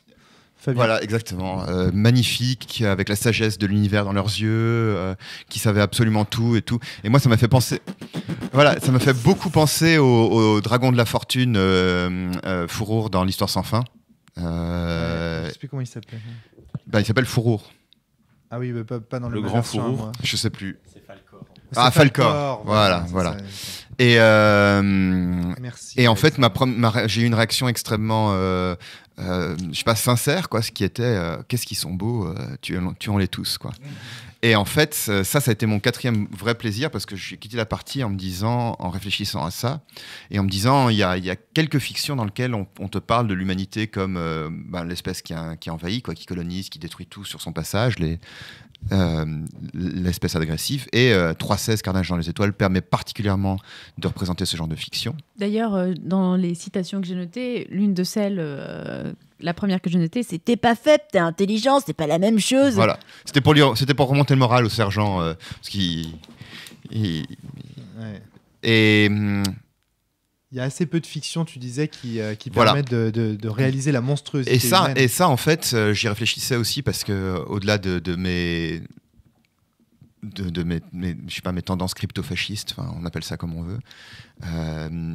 Moi, j'ai Ouais. un goût prononcé pour l'hyper-violence. La vie pourra t'en parler aussi, alors que pourtant, dans la vie, c'est pas Voilà, ce que je c'est suis. ça. C'est Non, ma mais par catharsis contre, à ça moi. te fait rire C'est ma catharsis à moi, en fait. de Moi, voir des c'est le- films. mais comme ça. tu vois, je suis quand même intéressé par les questions de biodiversité. J'essaye autant que possible de pratiquer le véganisme sans être trop pénible et donc de réfléchir à ce que ça signifie être un être humain. Mais en réalité, En harmonie avec la nature, alors En que- réalité, on est déjà l'espèce, on est déjà dans 3.16 Carnage dans les étoiles, on est déjà l'espèce qui détruit tout et qui flingue toute vie autour de nous parce qu'elle pourrait nous menacer. On est déjà l'espèce c'est pire que de l'exterminer, qui exploitons la vie pour en faire y une... compris celle de nos propres semblables. Tout à fait. Donc, si tu veux, j'ai quitté la partie. Le quatrième plaisir de cette partie, c'était de réfléchir à cette place dans le cosmos qu'il y a. Et en réalité, oui, il y a une dimension cathartique à 3.16, Carnage dans les étoiles. C'est que je me rends bien compte que tous les efforts que je peux faire, ils sont ridicules, ils sont minables par rapport aux enjeux qui existent et auxquels moi, parce que je sais pas assez militant, pas assez politiquement engagé, pas assez puissant, pas assez influent, pas assez dans la société, je sais pas trop quoi faire, tu vois. Enfin, l'effondrement des espèces humaines, le réchauffement climatique, c'est des trucs qui me gardent réveillé la nuit et je sais pas quoi faire. Bah du coup, tu fais comme les soldats, c'est-à-dire tu vas au McDo, tu prends ton hamburger et tu manges cette vache, quoi. Non mais c'est... Donc si tu veux, moi il y avait le dernier truc, c'est que oui, très clairement, 3.16 Carnage dans les étoiles, c'est de l'échappatoire un peu cathartique pour supporter le fait qu'on est déjà des monstres. C'est déjà fait. Ça laisse rêver. On dit souvent, dans les podcasts de la cellule, on dit souvent qu'on attend des jeux qui nous bouleversent. Et là, moi, ce que j'écoute en entendant vos retours, c'est que chacun, à votre manière, vous avez été bouleversé. Alors, j'entends Antoine. Pas encore, je vais en parler après. Je voudrais juste terminer un truc. Fabien, sur le deuxième plaisir que j'ai eu. Il va être chaud ce podcast. Sur le deuxième truc, les espaces de créativité, il y a eu des moments que j'ai trouvé magiques. Le moment où le personnage de Shamzam fait exploser une fusée détresse au milieu des blobs qui nous. Et il y a cette espèce de projection, de lumière dans tous les sens. Il y a eu des instants de contemplation. Et c'était vraiment des instants de contemplation. Et ça c'est possible exactement par rapport à ce que tu dis, Romaric, c'est que comme de toute façon, on sait très bien, enfin c'est un secret de Polichinelle que il y a assez peu de mouvements, il y en a quand même quelques-uns, mais il y a assez peu de mouvements tactiques sur le court terme. Et toi tu le savais, mais nous on le savait pas. Ok, oui, d'accord, mais vous l'avez quand même acté, tu vois. Enfin, oui, au bout d'un moment. Oui, mais là, et donc partie vous vous êtes fait avoir, deuxième partie vous auriez été comme Fabien et moi, vous auriez été instruits du système et donc vous auriez pu profiter du jeu. Et là si tu veux, c'était une création qui était vraiment magnifique, mais cette contemplation elle n'est possible que parce qu'on a été coupé tous les endroits par ailleurs. Je passe le micro. Antoine, c'est une des remarques que je veux faire qui défend quand même les 3 joueurs qui ont une mauvaise expérience parce que je les comprends. C'est bien sûr. Un jeu dont le cœur de fonctionnement c'est je vais frustrer les joueurs sur plein de points pour les obliger à aller ailleurs. Bien sûr. Alors moi ça me plaît mais c'est quand même malsain. Enfin, mais bien sûr, Adrien, c'est pas un jeu qui est normal. C'est un jeu que moi je recommanderais, mais attention, soyez avertis. Ouais. Mais oui, le jeu a des qualités, mais c'est en fait il faut presque se poser la question, est-ce qu'elles sont même voulues, à quel point? Si. Je sais. Si. Pas. Tu choisis pas un canon esthétique. Alors c'est un jeu comme Starship Troopers et tout ça. Je pense que c'est un jeu qui a été développé assez rapidement, visiblement. Je sais pas si tout a été testé, dans quelle ampleur, à quel point. Non, mais par contre, le fait qu'il soit encore joué aujourd'hui par des gens comme la cellule, ça montre que. Parce qu'on s'en fout en fait de. Presque. Enfin, là j'ai envie de dire. Oui, bien sûr, on s'en fout de l'intention, bien sûr, on s'en fout. L'inspiration première est quasiment unique, c'est Starship Troopers. Je crois que pour qui l'a vu peut comprendre. Je suis même pas sûr que ce soit dit. Non, c'est pas dit comme ça. Non, mais on le comprend assez alors, rapidement. ok. Alors, par contre, moi, je l'ai vu arriver en diffusion, ce jeu, à l'époque. Et en fait, je me suis inscrit à cette partie. Je me suis dit, putain, depuis le temps que j'en entends parler, je veux voir à quoi ce que c'est, quoi. Puis ça m'a été vendu comme du fun. Et c'était, tout le monde l'identifie à Starship Troopers. Et si c'était pas dit, c'était obvious pour tout le monde, quoi. Ouais, et il y avait cette espèce de second degré que moi qui m'avait échappé quand je l'ai vu enfant, le film. Et plus que second dans notre partie. Fallait aller plus haut que le second degré pour tenir. Oui, mais du coup, il est intéressant peut-être en arrivant à jouer à ça. Et moi, je n'ai pas réussi à excéder en tout cas. Antoine, vraiment, c'est à toi là. Là, j'ai plein de choses à dire, des positions un peu différentes là-dessus. Je sais pas pourquoi, mais j'ai bizarrement, j'ai envie de défendre le ludisme de 3.16 et j'ai envie de critiquer son narrativisme potentiel que je vois pas trop. Oh mon dieu. Donc, parce que moi, vraiment, le moment où je me suis amusé, le moment où j'ai réussi à m'amuser et où j'ai mis du temps à ce que je passe un bon moment, où c'était laborieux et où je m'ennuyais un peu au début, les moments de la partie que j'ai le plus préféré, c'est le moment où j'étais dans le ludisme, le moment où j'allais voir le bouquin de rien, je regardais les canons, j'étais là, oh putain, bientôt j'ai mon canon indécent, je vais péter des tonnes d'aliens. Moi j'étais là pour avoir les pecs, quoi. Ok, j'ai le prix malsain de. Voilà. Et je disais tout à l'heure. High five. Et je disais tout à l'heure à Fabien, en rigolant, ce qui est indicateur, quand tu parlais, Flavie, après la partie, ton besoin de passer du temps et tout, moi je disais à Fabien, j'ai bien dormi, moi, tout va bien. Justement parce que je me suis tellement détaché, j'ai pas construit de de personnage, j'ai pas construit de background, d'identité forte. J'étais détaché. On était tous des monstres justement. Et dès qu'on est dans la monstruosité, je pense que moi j'ai fait un truc qui normalement ne doit pas être fait. On m'a bien dit au début, toi, t'es juste un nom, une réputation et des nombres. Mais moi, en fait, je suis arrivée avec en tête un personnage. Alors, je l'ai dit, La sœur de Joey. Mais j'avais en tête aussi que du coup, elle avait été obligée de protéger quelqu'un et obligée de tuer quelqu'un, et que c'était pour ça qu'elle s'était enrôlée. Donc moi, en fait, c'était aussi pour ça qu'il y avait les premiers maris, deuxième mari, etc. Parce que j'avais plus ou moins réfléchi au perso. Donc en fait, j'ai été frustrée non-stop parce que je pouvais pas explorer ça ni rien. Alors que toi, je pense que tu t'es dit, j'ai construit au fur et à mesure. J'étais une page blanche. Ma réputation, je l'ai quasiment pas joué. Et oui, du coup, c'était beaucoup plus.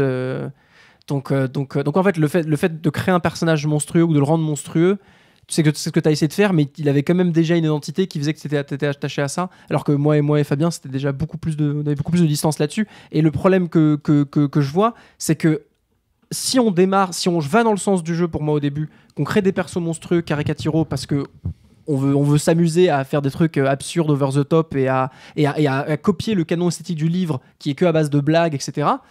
Si on commence monstrueux, comment on peut, pendant devenir humain, humaniser le personnage avec le point de départ qu'on a en fait. Et c'est ça que moi je vois pas devenir. Parce que vous êtes des êtres humains autour de la table. En fait, c'est un des éléments. Mais la transition du personnage, moi en fait, je me suis amusé dans ce que j'ai pris de ludiste et qui commençait à s'essouffler à la fin. Mais je me suis dit, je vais aller dans le sens du jeu. Le peu de convergence que j'arrivais à trouver avec mon personnage, c'était de me dire, il veut des kills, je veux des kills. Et je me suis, à un moment donné, au milieu de la partie, pris au jeu et éclaté avec ça. Mais je pouvais pas aller beaucoup plus loin ensuite, quoi. Et donc, je parlerai après des aspects ludiques il n'y a pas zéro système ludique pour moi, même dans le combat concret. Et donc voilà, je me suis amusé là-dedans. Mais le narrativisme, on va en parler parce que je vois... Fabien. Il n'est pas évident à te faire venir. Fabien. Je fais cette proposition qui est que c'est un jeu. Enfin, je propose cette hypothèse qui est c'est un jeu qui parle fondamentalement de cynisme.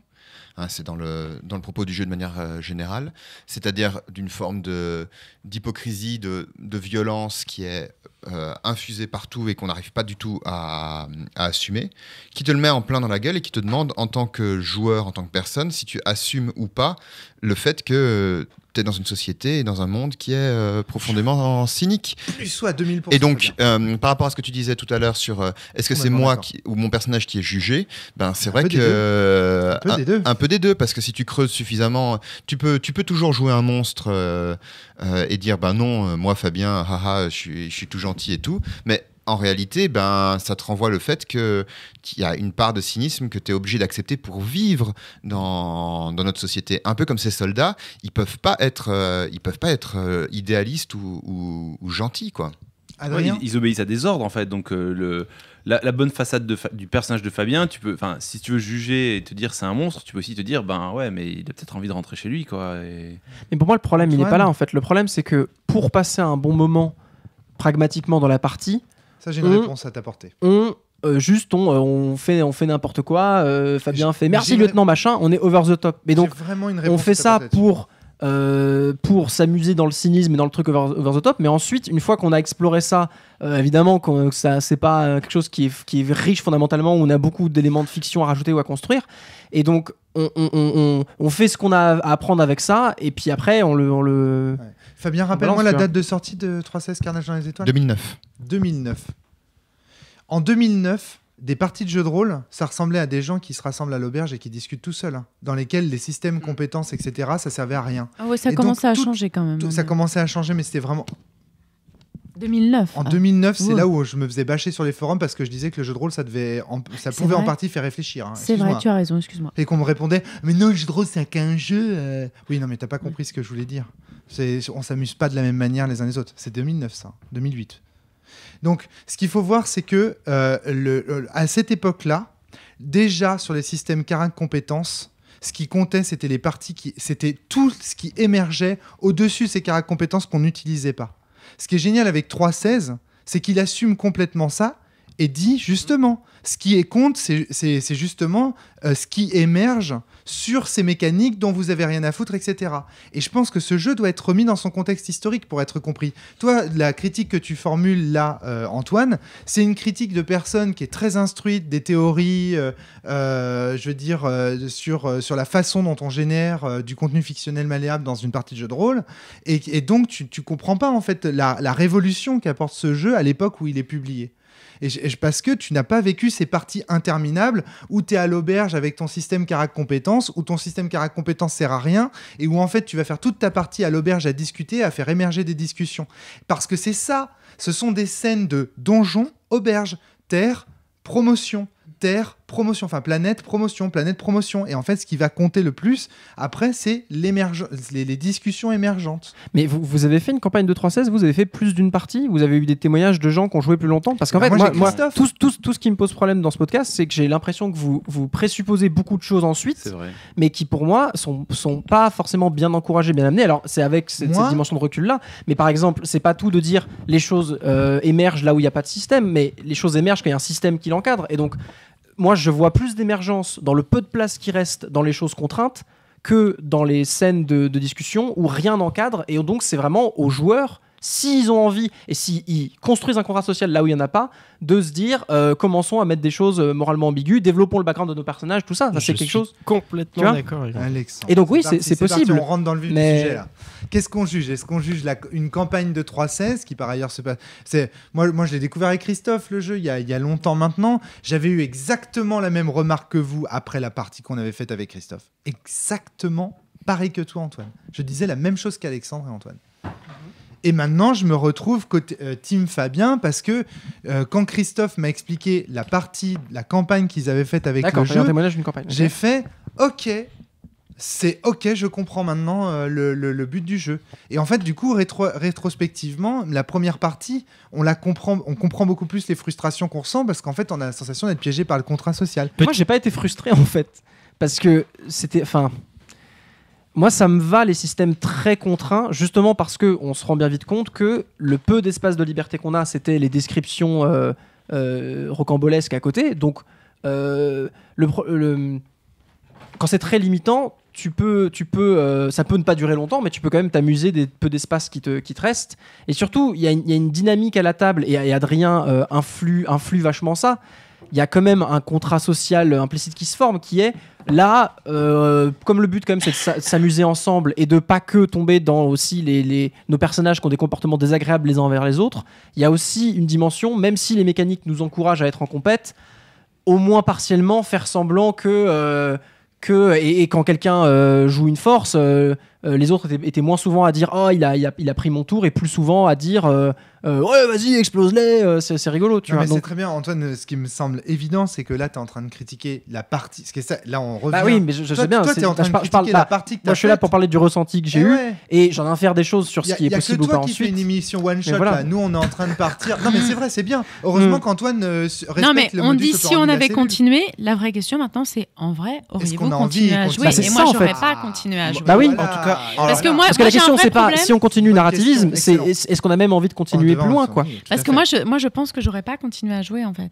Voilà. Moi j'aurais pas continué à mener déjà la 3e planète. En fait quand on a fini la deuxième, moi j'aurais bien dit bon c'est bon, on s'arrête là, on fait une pause machin, parce qu'en fait pour moi c'est ultra répétitif.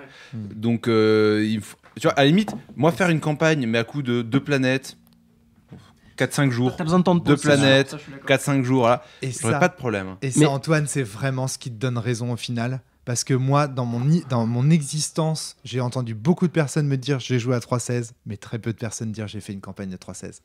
Et donc, tu vois, en fait, quelque part, nous, on est en train de fantasmer. Je pense qu'avec Fabien, on est en train de non, tu fantasmes pas 3.16. Alors, pour le coup, Fabien, je me dis 3.16, on me redemande d'y jouer, mais en apéro, on fait une planète. Et c'est par dose homéopathique, c'est pas le bon mot en ce moment. Non, mais pourquoi pas en fait. Je sais pas, c'est la préchauffe, c'est l'échauffement de chaque soirée de jeu de rôle. Comme ça, on se défonce, on se déchaîne. Tout le monde connaît le contrat social d'avance. Surtout qu'en plus, un des trucs est cité dans le bouquin. Et il y a 2 éléments que je veux citer. Le 1, c'est il est possible en jouant en campagne d'avoir un MJ tournant.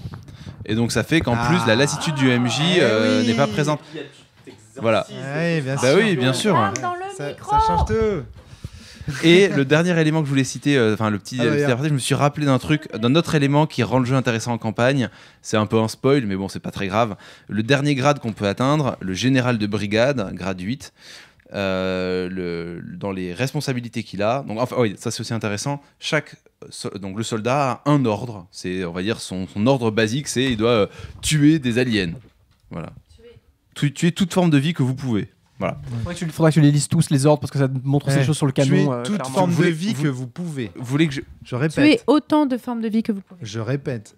vous voulez que je les lise toutes dans l'ordre? Il y en a qu'un 16. Hein, Y ça compris fait, les êtres ça humains. fait un- Il y en avait que 6 ou. Non, non, Bah, non. tu veux lire les 3 premières, celles qu'on a au début, Ouais, pour bah, montrer à je quel peux point lire les c'est trois juste, premières et je lirai après les. C'est sûr, moi je me suis posé la dernière. question typiquement ça. La première, Attends, parce que soldat. Moi je me suis posé la question quand on les a eu au fur et à mesure, si jamais, à quel point c'était des directives que nos personnages avaient et il y aurait des conséquences, parce qu'il y avait des questions du est-ce qu'on va avoir des évaluations de nos supérieurs à la fin des missions, est-ce qu'on va avoir des comptes à donner, et c'est le cas un petit peu, mais pour moi c'est pas passé par ça c'était juste de la couleur. Alors c'est de la couleur, mais en fait, plus tu joues et plus tu progresses en grade, plus les scènes de briefing ou les scènes autres Ouais. peuvent prendre de l'ampleur. Alors elles sont pas. C'est pas détaillé stricto sensu en disant quand ils prennent du grade, prenez du temps dans machin, mais il n'empêche que c'est logique en fait. Enfin, moi Ok. c'est naturel pour moi de le jouer comme ça, je sais pas. Et ça, c'est une vraie question. Hein. Je sais pas si quelqu'un qui prend le livre en main, qui le découvre, qui le fait, à quel point il aura cette même interprétation. Ça, c'est attention. Hein. Là c'est mon interprétation. Et donc, les soldats grade 0, leur ordre numéro 1, leur seul ordre, c'est tuer autant de formes de vie que vous le pouvez. Puis quand tu progresses, caporal, le ordre 2, développer au maximum le coefficient de kill de vos soldats. Puis quand tu deviens sergent, suivez les directives des officiers et protégez votre escadron de soldats. Puis ensuite tu progresses, etc. Tu vas avoir organisé les briefings, t'assurer que la planète est bien purifiée, Donc, etc. il y a un changement de rôle aussi, tu vois, dans le Tu contrat vois, social. lieutenant-colonel, ordre 11, superviser la destruction de la vie sur les planètes. Ordre 12, s'assurer que l'état-major soit tenu au courant de Ok, mais l'insubordination. Adrien, à quoi servent ces ordres dans le jeu? Eh bien, ça sert qu'en fait, typiquement, toi, là où t'en étais, t'étais lieutenant. S'assurer qu'aucune créature ne survive à une rencontre, faire respecter la discipline parmi les grades inférieurs. Te faire prendre des Ça veut dire responsabilités. que à la fin de la mission, tu as utilisé un bombardement orbital pour tuer 5 aliens qui restaient de la fin d'une mission. On t'aurait dit, ok, 5 blips. 5 blips. On t'aurait dit, lieutenant, vos ordres à respecter étaient ceux-là. Tac, tac, tac, tac, tac. Vous aviez cette prérogative. Ouais. Le seul ordre dans lequel vous auriez pu l'activer, c'était protéger votre escouade. Ouais. Votre escouade était-elle en danger? Non. Et là, on aurait une scène de pur De dialogue. Hein. responsabilité, J'aurais peut-être demandé un test de Et de CHC jugement moral. qui, à la fin, aurait À vu fond. si t'étais dégradé ou pas. Et puis, du coup, plus les ordres s'avancent, plus tu as de responsabilités et donc des plages de manœuvres, de discussions. Et tu peux commencer à faire de la politique. Du jugement. Et tu peux commencer à faire de la politique au sein de Exactement. la flotte. Parce que, donc, et j'en arrive là où je voulais en arriver. Le dernier grade, Adrien. général de brigade. Ordre 15, tuer toute vie dans le cosmos. Bon. Ordre 16, s'assurer que le corps expéditionnaire ne retournera en aucune circonstance sur Terra. Vous savez, Donc quand on arrive là, je pense que le jeu casse. Enfin, en tout cas, le joueur qui devient le En grade fait, ultime- avec un autre système, il peut être super intéressant cet univers. Enfin, il y a moyen je de sais travailler pas. des Système. trucs. Je sais Point de pas, système. parce qu'en fait, si tu as un système qui est plus permissif, je vais. comment tu arrives là en fait? Comment tu crées une tension, un système oppressif autour des personnages pour que quand tu arrives là, tu fasses j'ai progressé jusque-là, Parce- soit je suis encore une bille de la machine et je Ouais, roule jusqu'au bout, Parce soit que je j'ai fais pas péter les le moyens cutter. en jeu. Bouillonne. Parce que j'ai pas les moyens en jeu de pouvoir faire respecter ou d'influer sur ces ordres en fait. Bon, j'ai la frappe orbitale et puis je l'ai fait craquer parce que c'était un one shot, parce que c'était rigolo, puis j'avais pas de kill depuis le début. Ça faisait haha, enfin, mais vraiment le haha d'un enfant quoi. Et puis moi ça m'amusait juste voilà 5 secondes puis on passe quoi. Mais c'est tout. Par contre, pendant toutes les phases de combat, je n'arrive pas à avoir d'influence Attends, et je ne vois pas vraiment. les autres en avoir. Et du coup, comment on fait pour que tout le monde rentre, pour qu'on éradie tout et tout ça? Mais Alexandre, tu as une vision du jeu qui n'est pas celui qui est défendu sur la cellule. À la cellule, on dit le jeu, c'est le vide laissé entre l'espace des règles. Toi, tu dis, mais il faut des règles pour orienter le jeu. Non, les règles sont là pour faire émerger un jeu. Elles ne sont pas là pour contraindre un jeu dans une direction donnée. Là, les règles de 3.16, on voit que les parties émergentes, ce sont des... C'est ça le truc. Oui, mais ce que dit Alex, si j'ai l'impression que c'est ce qu'il dit, c'est que même s'il y a quelque chose qui émerge, il ne voit pas comment le jouer. Tu vois pas comment le jeu... les règles doivent Et quand moi, même je donner suis des d'accord moyens. avec lui parce que très souvent, en fait, je l'ai dit, entre les missions, en fait, je prenais même mon portable tellement je me faisais chier. Et moi, je fais jamais ça en jeu de rôle. Et pourquoi ? Parce que je me disais, chouette, on va faire du roleplay. Comment ? Là, en fait, là, on est en train de me faire choisir des armes. Je vois pas comment faire du roleplay. Ok. Bon. Et il y avait aucun moment où c'était possible, en fait. Fabien, tu voulais dire quelque chose depuis longtemps. T'as squeezé la parole. Je suis vraiment désolé. Non, c'est juste réagir à cette question de est-ce qu'on voudrait faire une campagne. Alors c'est clair que si vous vous amusez pas et si on n'est pas sur la même longueur d'onde, non, ça m'intéresse pas de jouer. Mais si le jeu vous avait branché, moi je serais partant pour commencer cet après-midi. Je pense que c'est la trahison qui fait ça, parce que moi on m'aurait prévenu avant de ce à quoi j'allais jouer, peut-être je l'aurais joué autrement en fait. Et éventuellement de prendre le rôle de MJ aussi. Bien, ouais. C'est-à-dire que moi le rôle de MJ me botte beaucoup et j'aurais beaucoup de plaisir à alterner trop gentil avec. Alors ça m'a été vendu, Fab est trop gentil pour jouer à 3.16 et du coup j'ai pas compris. J'ai pas trouvé Adrien méchant pendant la partie. C'est vrai que j'ai pas trop vu ça. Vous avez résumé le truc rapidement. C'est aussi que j'adore être soldat à 3.16. Ouais, voilà. Okay. Par rapport à ce que tu dis, pour moi le problème c'est que si on voulait faire ça demanderait. Moi ça m'intéresserait. Je garantis pas que ça me plairait parce qu'il faudrait voir comment amener les transitions dans une campagne, etc. Mais surtout, ça demanderait d'établir le contrat social, mais limite textuellement par écrit, parce que ça peut partir dans tellement de directions que tu vois, à quel point faudrait pas dès le début jouer hyper différemment, créer des backgrounds de personnages beaucoup plus fouillés, être ambigu dès le départ. Enfin, il y a plein de choses de contrat social qu'il faudrait établir beaucoup plus pour, en tout cas moi, avoir envie de potentiellement faire une campagne. Moi, à ce stade du podcast, il y a une inspiration cachée en fait de 3.16 que j'aimerais citer pour qu'on comprenne. C'est Apocalypse Now. C'est la guerre du Vietnam en fait. C'est-à-dire en fait, à mon avis, toutes ces problématiques, elles émergent en fait 3.16, Starship Troopers, toutes ces œuvres de fiction et du militarisme, états-unien en fait. Exactement. Elles émergent en fait de ce traumatisme qu'est la guerre du Vietnam. Et en fait, du coup, quand on se dit, ok, 3.16, c'est un jeu dont le canon esthétique, c'est Apocalypse Now, là, on comprend mieux, je trouve, à quoi on est en train de jouer. Alors que quand on l'aborde uniquement en voyant le système de jeu avec les lancers de dés, etc., on se dit, en fait... on le comparerait plutôt à Warhammer, à ce genre de choses. Mais vous avez vu comme dès qu'on lance... Enfin, je trouve que si on cite cette source d'inspiration-là, au lieu de partir dans des jeux de société Ameritrash, en fait, au lieu de partir dans l'inspiration jeu Ameritrash, si on se fixe sur des œuvres de fiction aussi profondes et cruelles qu'Apocalypse Now, je pense qu'on comprend beaucoup mieux où nous emmène 3.16, en fait. Une façon de raffiner le contrat social ou de ne pas trahir, en fait, le contrat social, ce serait de dire aux gens, ok, 3.16 n'est pas un jeu de carnage dans les étoiles, n'est pas un jeu dans lequel on va faire des kills, etc. Et de leur dire uniquement, on va jouer à Apocalypse Now dans les étoiles. Et là, d'un coup, on comprend. C'est un jeu dans lequel tu es devenu soldat parce que sur la planète, on te vendait du rêve. Et tu es soldat maintenant dans un système oppressif. Ouais, c'est la fin de Apocalypse Now où tu chantes et t'es content en allant exterminer les gens, quoi. Et la folie, le voyage vers l'enfer.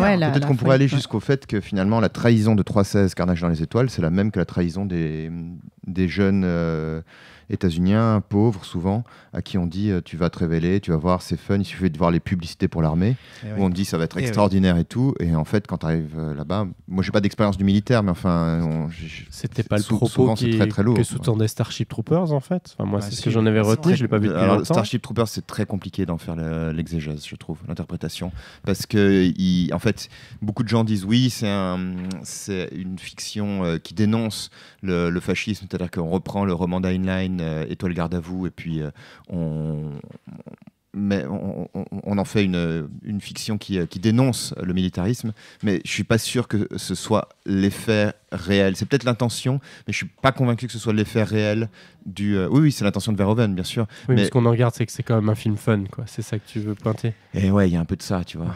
C'est très il n'est pas utilisé dans certaines organisations. Alors, juste stop. Mais on arrête là parce que je sais que Fabien est en train de travailler en ce moment un podcast pour la cellule qui parlerait justement de ces thématiques-là. J'ai pas envie qu'on en parle maintenant. Et en fait, on va teaser, en fait, tu vois. On va dire, on va consacrer un podcast entièrement à cette thématique du fascisme et des œuvres, de comment les œuvres transmettent et critiquent le fascisme et parfois échouent.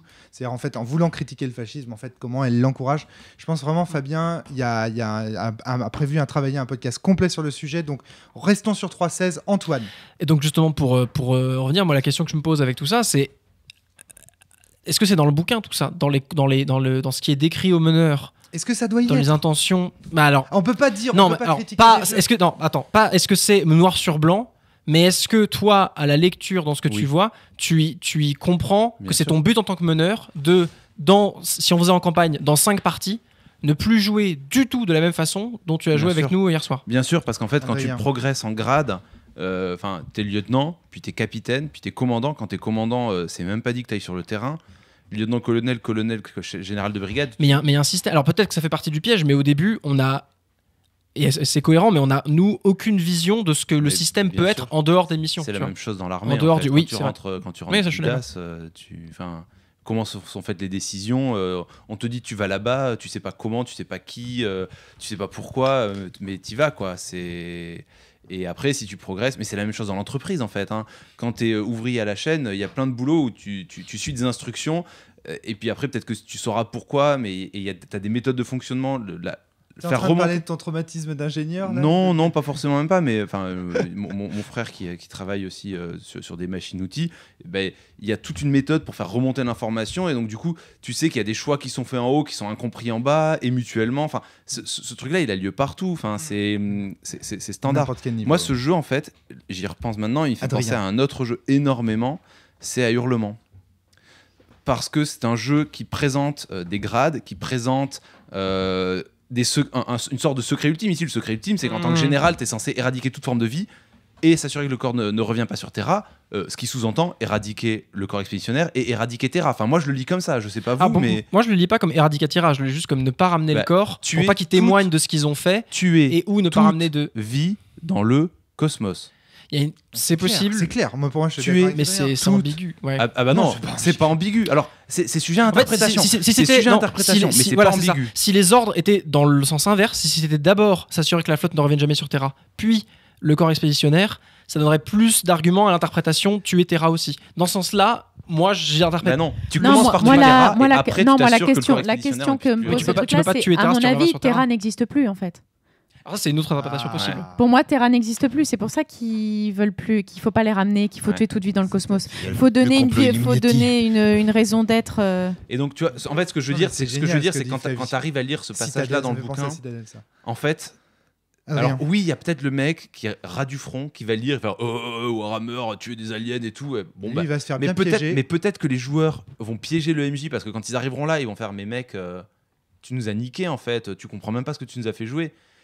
En fait, s'il y a quelqu'un d'un minimum intelligent à la table, oui, ça c'est, enfin, quand tu arrives à colonel, J'aimerais bien qu'on n'utilise pas Warhammer 40 000 pour faire le mec bas du front, s'il vous plaît. pardon Fabien, Mais pardon. tu disais tout à l'heure, quand on Un arrive univers qui a là, beaucoup de choses à dire. le jeu va malgré casser. ce Et fascisme. pour moi, en fait, je pense que le jeu fait émerger toutes ces thématiques-là, mais pas, il casse, puis Antoine. les joueurs en parlent. Mais Ben, je vois en pas fait- comment il peut rester fonctionnel Alors, jusqu'au bout parce et que- supporter ces parce qu'en thématiques-là fait, jusqu'au vu qu'il bout y a rien- sans que ça vu pète, tu vois. qu'il y a rien- Notamment, pardon, excuse-moi, notamment parce que les membres de l'équipe sont partiellement en compétition ou en Mais tu conflit, et justement, il va y avoir un Ouais. conflit entre un Mais- ludiste et quelqu'un qui veut jouer sur l'ambiguïté.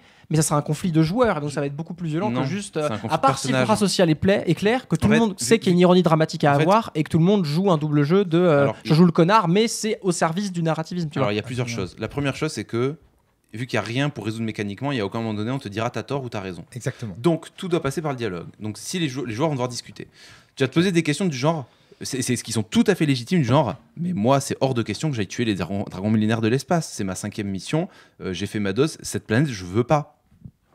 Ok. Le lieutenant, ordre, faire respecter la discipline. Bon. Donc, t'as un lieutenant au-dessus de toi. Est-ce qu'il va le faire ou pas? Donc, s'il le fait, il te met aux arrêts. Colonel, donc il va en référer au colonel, ordre 14, tuer ceux qui désobéissent aux ordres. Donc, ton personnage est mort. On en crée un nouveau. Est-ce Et que le tu veux regarde. jouer? Oui, non.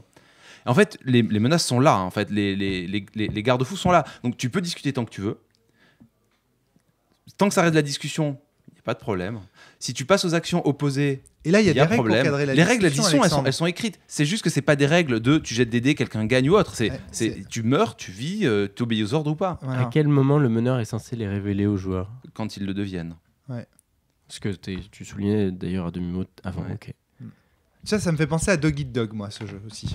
Au moment, je vous lis, grade supérieur. Au moment où un PJ devient officier, il ne laisse pas les autres PJ derrière lui. Intégrer simplement le grade dans l'histoire, le personnage promu aura cependant de nouveaux ordres à suivre et de nouveaux dangers auxquels faire face. Bientôt, il ne commandera pas seulement l'escouade, mais aussi des centaines puis des milliers de soldats PNJ. Au cas où une rencontre ou un assaut planétaire échoue, les conséquences seront plus graves pour les grades supérieurs. En même temps que le grade augmente, l'autorité du PJ augmente, ainsi que sa capacité à prendre ses propres décisions concernant le lieu où mener l'assaut et la façon de procéder. Le MJ devrait confier les briefings de mission et leur choix de planète aux joueurs à mesure que les PJ gagnent du galon, tout en gardant les choix des capacités aliens. Donc en fait, c'est même dit. Je pensais que les briefings, c'était pas dit texto, mais en fait, c'est même dit. C'est même dit texto. Et donc, qu'est-ce qui se passe? C'est qu'à terme, moi, je peux tout à fait voir une scène où votre groupe, il y a quelqu'un parmi vous qui est commandant, par exemple, qui va diriger une groupe, vous êtes plusieurs lieutenants et un commandant. Et le commandant va dire, on arrive dans un système, il y a une planète, je me la suis affectée moi, ça va être à moi de l'éradiquer parce que c'est une mission jugée dangereuse, je sais pas quoi. Sauf que je vous connais. Notre mission cette fois-ci, on va la faire à moitié. Par exemple, et je vous le dis, on va attaquer telle face, on dira qu'on a détecté des aliens que là, on va tout péter. Nos soldats, ils seront pas au courant parce que ça remonte pas. C'est moi qui filtre, on le fait. Après, peut-être qu'on jouera une scène plus tard où quelqu'un dira « Alors, ça s'est bien passé, j'ai vu des grosses explosions sur la face nord. Et la face sud, ça a donné quoi ?» Sueur. Et le jeu, tu peux le faire arriver très vite, en fait. Hein. Non, mais c'est clair. Et le plus drôle, c'est que vu qu'il n'y a rien de mécanique, qui peut trancher ça. Ceci dit, ce qui donne raison à Antoine, je suis totalement d'accord avec toi sur les diagnostics quand tu dis que c'est. Mais c'est qu'au niveau du soldat, tu le vois pas. Mais c'est pas. Alors il y a ça d'une part, et d'autre part, elle est où la partie qu'on a faite qui témoigne de ces problématiques-là? Et là, je suis d'accord avec Antoine. Je suis d'accord. Qui a fait un rapport de partie de 3.16 qui met en avant le fait que tout ça existe? Et là, Antoine a raison. Et en fait, si tu veux, vous me convainquez de plus en plus sur plein de points, mais à chaque fois dans les exemples que tu donnes, moi le problème c'est comment tu vas du point de départ à ça en fait. C'est-à-dire que si jamais tout ça émerge et ça a lieu, et ce que tu décris, ça me vend du rêve et j'ai envie de faire une campagne et ce sera trop cool, tu vois. Sauf qu'il est où le rapport de partie qui nous montre que c'est le cas effectivement? À quel moment et de quelle façon? Là, tu donnes un exemple où tu dis un joueur en tant que lieutenant prend la décision de proposer on n'éradique pas la moitié de la planète. Ouais. Mais à quel moment un personnage, dans son parcours avec ce système-là, arrive de sa position de début à ça, d'une façon qui, entre-temps, à cause des écarts de vitesse entre les joueurs au niveau de l'évolution des personnages, n'a pas déjà fait péter l'équipe ou l'a pas déjà fait dire je déserte, tu vois. En fait, c'est... Alors, je caricature. Si le jeu clash avant, Antoine, mais tant mieux, les problématiques bouleversantes ont déjà eu lieu quelque part. Là, ce que vous dites, c'est que le jeu a clashé dès le début. Mais regardez ce que ça donne, enfin la réflexion que ça donne lieu. Il n'a pas à clasher, on avait en interne des trucs, mais on a joué la partie jusqu'au bout en respectant les soldats bas du front. Et voilà, c'est dans le podcast maintenant qu'on. Mais Fabien, vous en aurez parlé après la partie, même s'il n'y avait pas eu ces micros. En fait, on aurait dû faire deux planètes. Une pause, peut-être éventuellement aujourd'hui jouer peut-être une planète de plus. On aurait dû laisser le temps de ça. On aurait dû débriefer ta position de lieutenant qui te plaisait pas. C'est ce que je me suis dit. Après, c'est quelque chose qui. Moi, je découvre les podcasts et c'est effectivement, je trouve quelque chose de latent que je n'avais pas pris conscience pleinement. C'est finalement, on fait pas de débrief de partie, on fait des podcasts. Et des fois, un débrief de partie, c'est nécessaire pour redescendre, pour réaligner les relations entre les joueurs. Ouais, parce qu'il y a des fois des ratés qui n'ont pas lieu. Il y en a un qui a surchauffé, l'autre a surchauffé. En fait, aucun des deux ne voulait n'avait l'intention que quelque chose se passe mal. Mais il y a des quiproquos, on réaligne. Mais là, on le fait pas. Et donc, du coup, moi, je suis resté là-dessus. Et Flavie aussi. Moi, je le découvre maintenant parce qu'effectivement, j'ai eu des intuitions, mais c'était. Enfin, vu qu'on n'en a pas parlé, c'est sûr que je pouvais pas. Je suis désolé, je sacrifie votre plaisir de faire des débriefs intimes, mais je trouve que ces discussions par ailleurs sont tellement intéressantes et leur diffusion aussi, que des gens puissent entendre en fait ces réflexions autour du jeu de rôle. Que oui, là, c'est vrai que c'est chiant parfois de devoir débriefer dans des micros plutôt que de débriefer naturellement entre vous. Je suis d'accord, mais enfin, ce qui émerge. Je suis pas en train de critiquer le concept. Non, je suis en train d'évoquer ce qui me fait réaliser, mais step by step, parce que j'ai pas encore pris de recul là-dessus. Nous tous qui avons un peu plus l'habitude des podcasts que toi, Alexandre, on le sait tous, ça. Tu vois, enfin, quelque part, même si c'est non dit ou etc., on sait que le système est important. Le fait que la débrief ait lieu dans un micro, ça change fondamentalement la nature de la partie de jeu de rôle qu'on fait avant et le débriefing qu'on fait après aussi.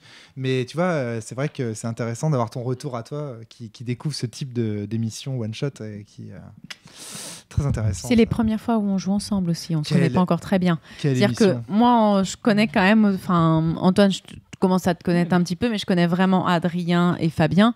Il y a des choses, je le vois en fait quand on va jouer ensemble, je les connais. Donc il va falloir un peu de temps. Mais c'est bien aussi de découvrir ça. Il y a la lecture du non-verbal, c'est ça que tu es en train de dire? Et puis surtout, on en discutera après parce que ça, je le ferai pas dans les podcasts. Mais au niveau de ta vie et de ma vie, en fait, il y a une raison si ça a clashé, on va en parler après. D'accord.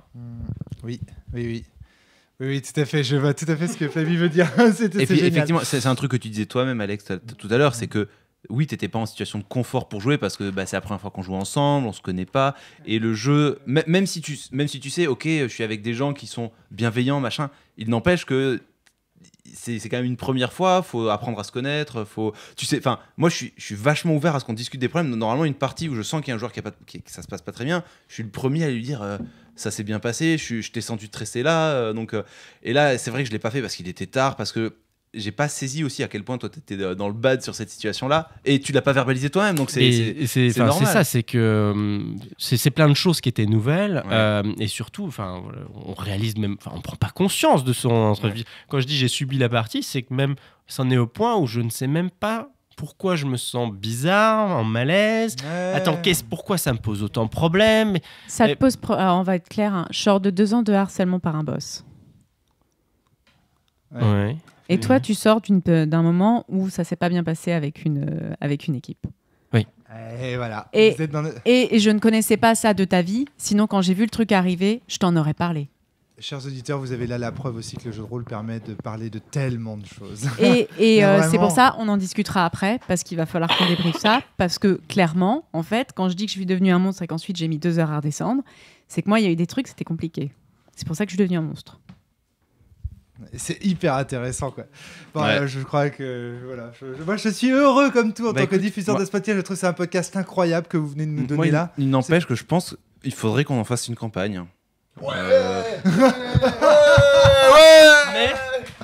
Mais alors Antoine, mon truc qui me pose problème, c'est maintenant qu'on a spoilé... ça, pour moi, une campagne qui intéressante ou qui fonctionne de ça, le piège pour commencer, ça peut être bien, mais maintenant, il faudrait clarifier un contrat social, notamment en termes de à quel moment on fait une transition entre un truc...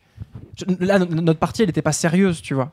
On prenait pas nos personnages au sérieux. Et pour rentrer moi, j'étais un monstre, mais j'étais parfaitement sérieux dans ce que je faisais. Non, mais t'étais premier degré, mais c'était loufoque, tu vois. C'était premier degré et sérieux, c'est pas.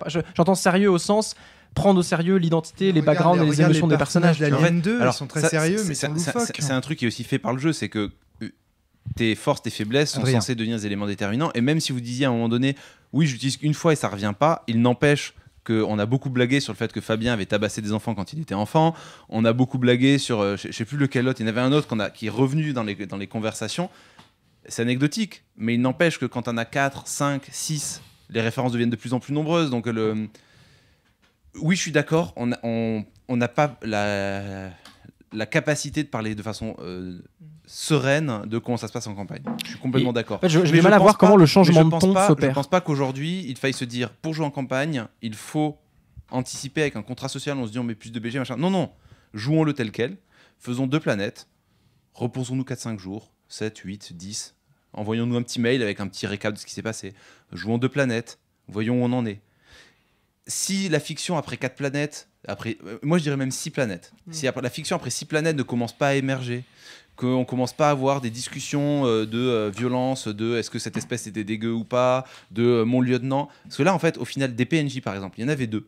Il y avait le lieutenant, je me rappelle plus quoi. Le premier qui avait pas de nom d'ailleurs, je crois. Si, je lui avais donné un nom. Le lieutenant Daisy, Daisy, et ensuite il y avait un capitaine. Celui qu'on a sauvé. Le capitaine, je me rappelle plus. On taira son nom.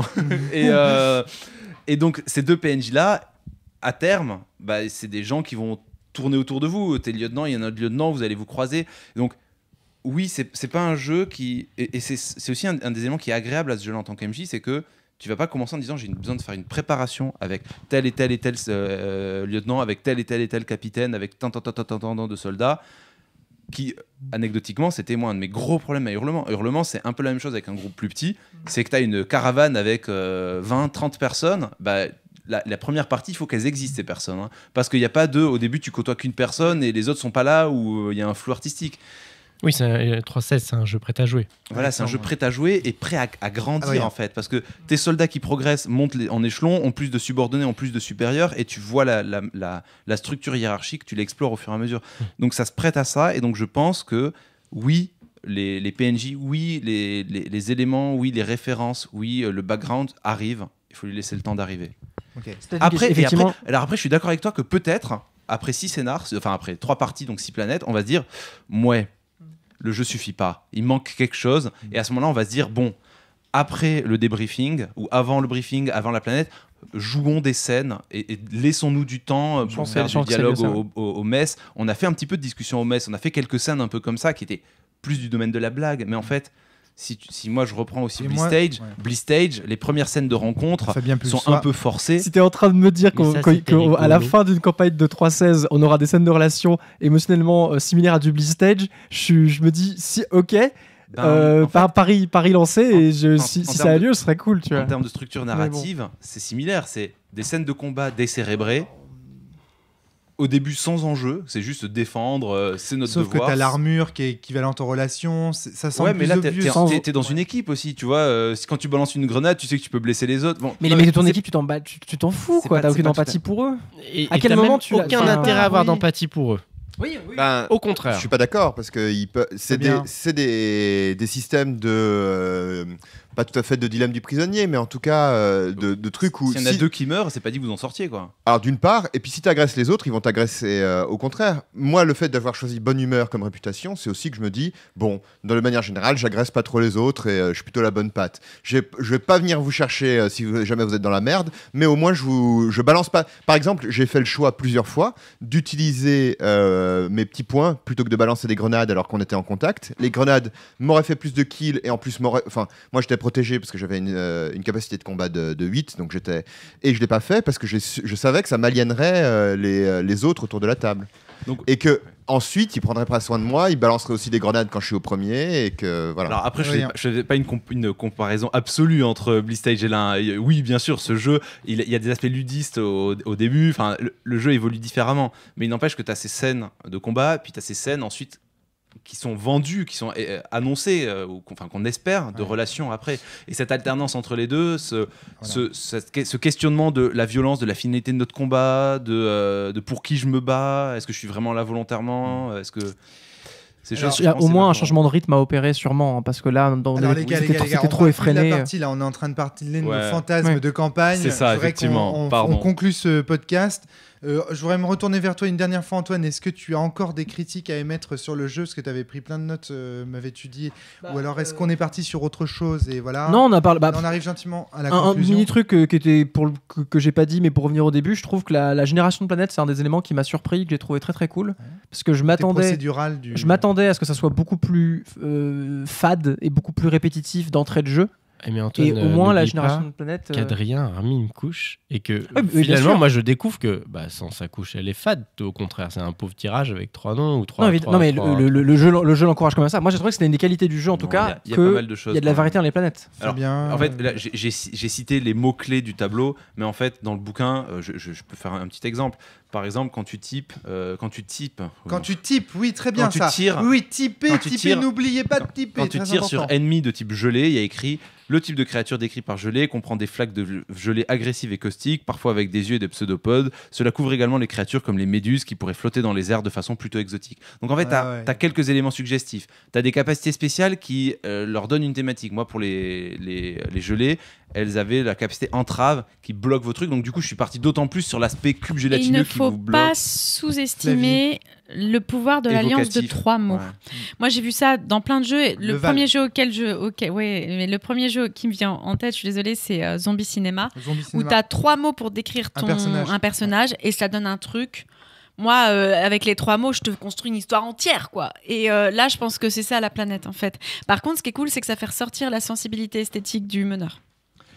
En fait, et ça c'est important pour que même en second degré on s'attache aux planètes. Je pense que c'est peut-être le seul truc qui peut être sympa quand t'es meneur au bout de 3 planètes, donc faut quand même en profiter. C'est ça, c'est faut faire confiance un peu, Alexandre, à l'émergence. Faut faire confiance aux joueurs autour de la table pour justement combler les vides et y trouver de la richesse. Les gens sont vraiment plein de richesses, quoi. Tu vois ce que je veux dire? Et 3 mots suffisent en fait à faire émerger des trucs cool et super. Alors cool. moi j'avais un Oui, point. mais du coup, c'est cool parce que cool, les- ça dépend oui, de la personne, c'est sa cool parce que sensibilité, les gens si elle sont résonne cool. en moi. Ouais, voilà. C'est ça que t'as envie de enfin, dire. T'as envie de dire, c'est pas en cool, c'est pas le raccourci, jeu oui. qui est cool, c'est les gens qui sont C'est cool. ça, oui. Ouais. Mais non, mais ça c'est une question qu'on peut toujours se poser au sujet de quasiment toutes les Après, parties je de jeux de rôle. découvre qu'il y avait des textes descriptifs, une aide d'exploitation. Fabien, est-ce que tu avais quelque chose à ajouter à ce qu'Adrien dit? Non. Moi j'ai Adrien. un petit truc à ajouter éventuellement. Je voulais poser la question à Fabien. Est-ce qu'on parle du problème qu'on avait eu avec Natacha, tu sais, sur la partie qu'on avait fait?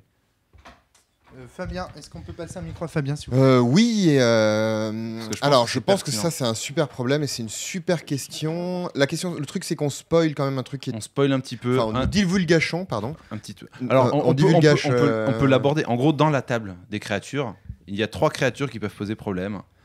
La première, humanoïde. Ces créatures sont de forme humanoïde, bien que n'étant pas réellement humaines. La suivante, c'est humanoïde évolué. Ce sont des créatures vaguement humanoïdes, mais qui ont évolué par rapport aux humains. Ils peuvent former une civilisation extrêmement ancienne, n'être que les restes d'une civilisation race, voyageurs extraterrestres, etc. Et enfin, il y a les soldats corrompus. Donc, c'est une faction de l'armée qui a fait sécession et qui est sur une planète. J'aime bien, dit Antoine. Et donc, quand on avait fait une partie avec Fabien, Natacha et je ne sais plus qui d'autre. Et la 3e planète, on était tombé là-dessus. Et pour Natacha, ça avait été impossible. Alors, C'est-à-dire, et pour moi, c'était le pur bonheur. ouais, il les appelait des aliens. Il n'y avait aucun problème. C'était pas différent que le reste. Mais pour Natacha, appeler des humains des aliens et blaster des familles avec des enfants Moi, je les qui déshumanisais labouraient des complètement, champs, quoi, en c'était- disant, ben voilà, c'est des aliens qui ont pris forme humaine pour nous tromper. Et puis, Par contre, ça rajoute de l'eau à mon moulin de dire que Terra n'existe plus. Ah, ben, c'est Ouais, les Illuminati, les hein, comme dit Illuminati, Fabien. Fabien montre le symbole du triangle des Donc voilà, c'est un sujet et sur lequel on avait quand on avait plus je discuté- découvre la base de ce jeu et plus je me dis qu'on a Quand on raison. avait discuté avec Natacha, on s'était dit, enfin en tout cas c'est ce que disait Natacha, mais si ça doit venir, mais pas à la 3e planète, quoi, que ça vienne à la 15e, parce que sinon l'équipe elle vole à ce moment-là, c'est pas possible. Donc le tirage lui-même peut divulgacher des secrets. Voilà, en fait. c'est ça. Et donc moi, il y a un moment donné, au début quand on a décidé de faire cette 3e partie, j'ai regardé Fabien, je lui ai dit, est-ce que je mets le problème ou est-ce que je le mets pas? Ah, c'était ça. Ah Ouais. oui, d'accord. et moi, j'ai répondu, écoute, tu tires la table et on Voilà. verra bien. Donc j'ai tiré la table. Et puis voilà. Et finalement, c'était des dragons stellaires qui étaient pleins de sagesse et c'était. Qui était C'était très pas beau beaucoup. aussi. C'était pas. Inspire. Ouais, c'est exactement. Ah, Ça va quoi. parce que je suis capable. Enfin, ouais. T'es moins capable de te projeter dans un dragon. Ouais, que- c'est ça. Et Il y a puis un quand tu- court-métrage quand de- tu décris des agriculteurs en train de labourer des champs avec des enfants qui jouent près de la rivière, c'est pas la même. tu Dans, vois. dans le bouquin de Marie Kondo, elle dit bien que Comment ranger tes enfants? Marie Kondo, c'est donc l'art du rangement. l'art du on rappelle. rangement, elle précise qu'il n'y a rien de plus difficile que de se débarrasser d'objets qui ont une forme humanoïde, tels les poupées, les doudous, les trucs avec des yeux. Et donc, pour ma part, moi, ça m'étonne pas qu'elle ait eu ce problème-là, parce que autant, bon, les trucs vraiment... Enfin, je suis désolée, Un l'être cube humain... gélatineux, tu peux- L'être humain est fait pour se dire c'est différent, ça va être plus simple, mais le truc qui te ressemble, qui te regarde, dans lequel tu peux projeter des trucs, Hmm. c'est d'autant plus compliqué. Ouais. Et qui plus est, pour peu que tu aies une histoire actuellement qui fait Ça me que... fait flipper ce que tu dis. Non, mais pour peu que tu aies une histoire actuellement qui fait que, par exemple, tu es enceinte ou que tu viens de vivre des trucs avec ton neveu et ta nièce, ou tu vois, et là, tu es censé tuer des familles avec des enfants. Je suis désolée, fuck le système, je ferais pas. Enfin, moi, c'est un des trucs qui m'aurait fait sortir aussi, j'aurais pas pu. Je me serais rebellée contre la table. Ah, il y a des problèmes de sécurité émotionnelle dans Carnage dans les étoiles qui sont évidents pour moi. Ah oui, c'est Ouais. clair. hein, là. Mais c'est intéressant ce que tu dis Antoine. parce que ça me fait la planète où il y avait où la créature de base dont tu t'inspires, c'était les chiens. C'était déjà l'une des planètes, même si comme c'était que la 2e, c'était très très second degré, etc. Mais il y avait quand même naturellement une façon de gérer le malaise, d'avoir des mammifères, des trucs qui sont forcément plus attachants à la base. Et du coup, on a des cris volontairement over the top, qu'on chopé leurs enfants, qu'on tué les bébés aussi et tout. Mais ces thématiques sont venues. Si, le blip où il en a tué 8, alors que j'avais décrit que c'était un seul gros chien qui arrivait, où on avait dit non, mais il était enceinte. Et ben, Et justement, du coup, effectivement, il y a quand même on ces- tord le cou au chiot, c'était Ouais. semi-rigolo, ouais. ça m'a fait quelque chose. Ça t'a fait quelque chose, moi Et ouais. Et C'est terrible, en hein. fait, Et tu vois, typiquement, C'était j'ai amené rigolo ça parce dans la que- surenchère de soyons monstrueux. et moi il y avait le jusqu'au bout, détachement de ouais, c'est rigolo. On a quand même mis Ah la ouais, musique non, en fait. on s'est mis à chanter l'aide de Dugout pour pouvoir faire tomber un peu le truc. Ouais, le malaise était présent. Et l'humour était votre manière de décompresser. Et je reviens à ce qu'on disait déjà. Hein. Il ne faut pas oublier que notre civilisation, à travers ses modes de consommation et son mode d'existence, fait des choses bien pires que tuer des chiots. Alors, malaise. Non mais bien sûr. Oui, mais le fait qu'il y a une planète entière remplie d'animaux de compagnie, c'est quand même un signe, quoi. Parce que on va du plus extrême, du plus lointain, et où on se rapproche doucement en fait de ce que tu vis habituellement pour provoquer le malaise. Mais moi, je suis désolée, c'est pas un jeu pour moi. Ouais. Alors après, juste pour anecdote, parce que là, sur cette planète, j'ai pas été très descriptif. C'est que, en fait, j'avais tellement cette impression d'être dans un mauvais jeu vidéo des années 1980 où il y y avait un fond. D'ailleurs, tu l'as joué, c'est ce qui m'a sauvé un petit peu parce que j'imaginais vraiment des trucs en pixels. Ouais. Alors, en vrai, le mot chien, c'est surtout pour évoquer une forme et un type de comportement, mais c'est pas des chiens au sens strict du terme, parce que vous étiez dans une planète où l'air était irrespirable, c'était du soufre ou je sais pas quoi, donc c'est pas des chiens, c'est des trucs qui ressemblent à des chiens qui viennent en meute. Peu importe en fait. Ah, bien sûr, de toute façon, c'est ça la quelle magie. que soit la forme de vie, au bout d'un moment tu la rapproches de quelque chose. Alors, quelle que soit la forme de vie, elle devrait pouvoir vivre. Moi j'y pensais Sauf Cthulhu. J'y pensais au moment où tu parlais des blobs. J'avais travaillé un peu avec des gens qui travaillaient sur la biodiversité et ils disaient une des grosses difficultés de la question de la biodiversité, c'est qu'on te parle tout le temps des mêmes espèces, qui sont des espèces mignonnes ou fun ou impressionnantes, type les pandas, les requins, les machins comme ça, mais on oublie complètement de te parler des espèces qui sont vraiment moches, des genre les poissons du fond des océans, ou des espèces pour lesquelles... Les baudrois, voilà, ou les espèces pour lesquelles tu n'as même pas de représentation, tu vois. Il y a une pauvreté grandissante des insectes, par exemple, et des bactéries. Tu t'en fous de la mouche qui vole autour de toi. Bon, et pourtant, la biodiversité de tout ça s'effondre très très vite. Donc, même si c'est un blob gélatineux qui pue, il a le droit à la vie. Quelle conclusion pour ce podcast incroyable. Franchement, c'est le genre de podcast qui me donne... qui me rappelle ce pourquoi je diffuse des podcasts de... Éradiquer la vie dans la galaxie. Non, mais faire réfléchir sur regardez toutes les discussions qui émergent d'une partie de jeu de rôle. Ça, moi, je trouve qu'au terme de ce podcast, ce qu'on voit, en fait, c'est la richesse de ce que ce média a apporté à la discussion, au débat, aux émotions qu'on peut ressentir devant une œuvre, etc. C'est incroyable. Merci à vous, franchement, merci Fabien, merci Adrien. Marc, t'es prêt pour un flashback, là? Merci. Tu nous fais un petit flashback et tu déclenches ta force et tu nous parles de tout ça pour désinguer les trucs. Pourquoi tu dis ça? Attends, je comprends pas. Par rapport au élément de système de jeu. Ouais, d'accord. Très bien. Merci Alexandre. Merci Antoine. À très bientôt tout le monde. Portez-vous bien. Et surtout jouez bien. Bisous. Bye bye.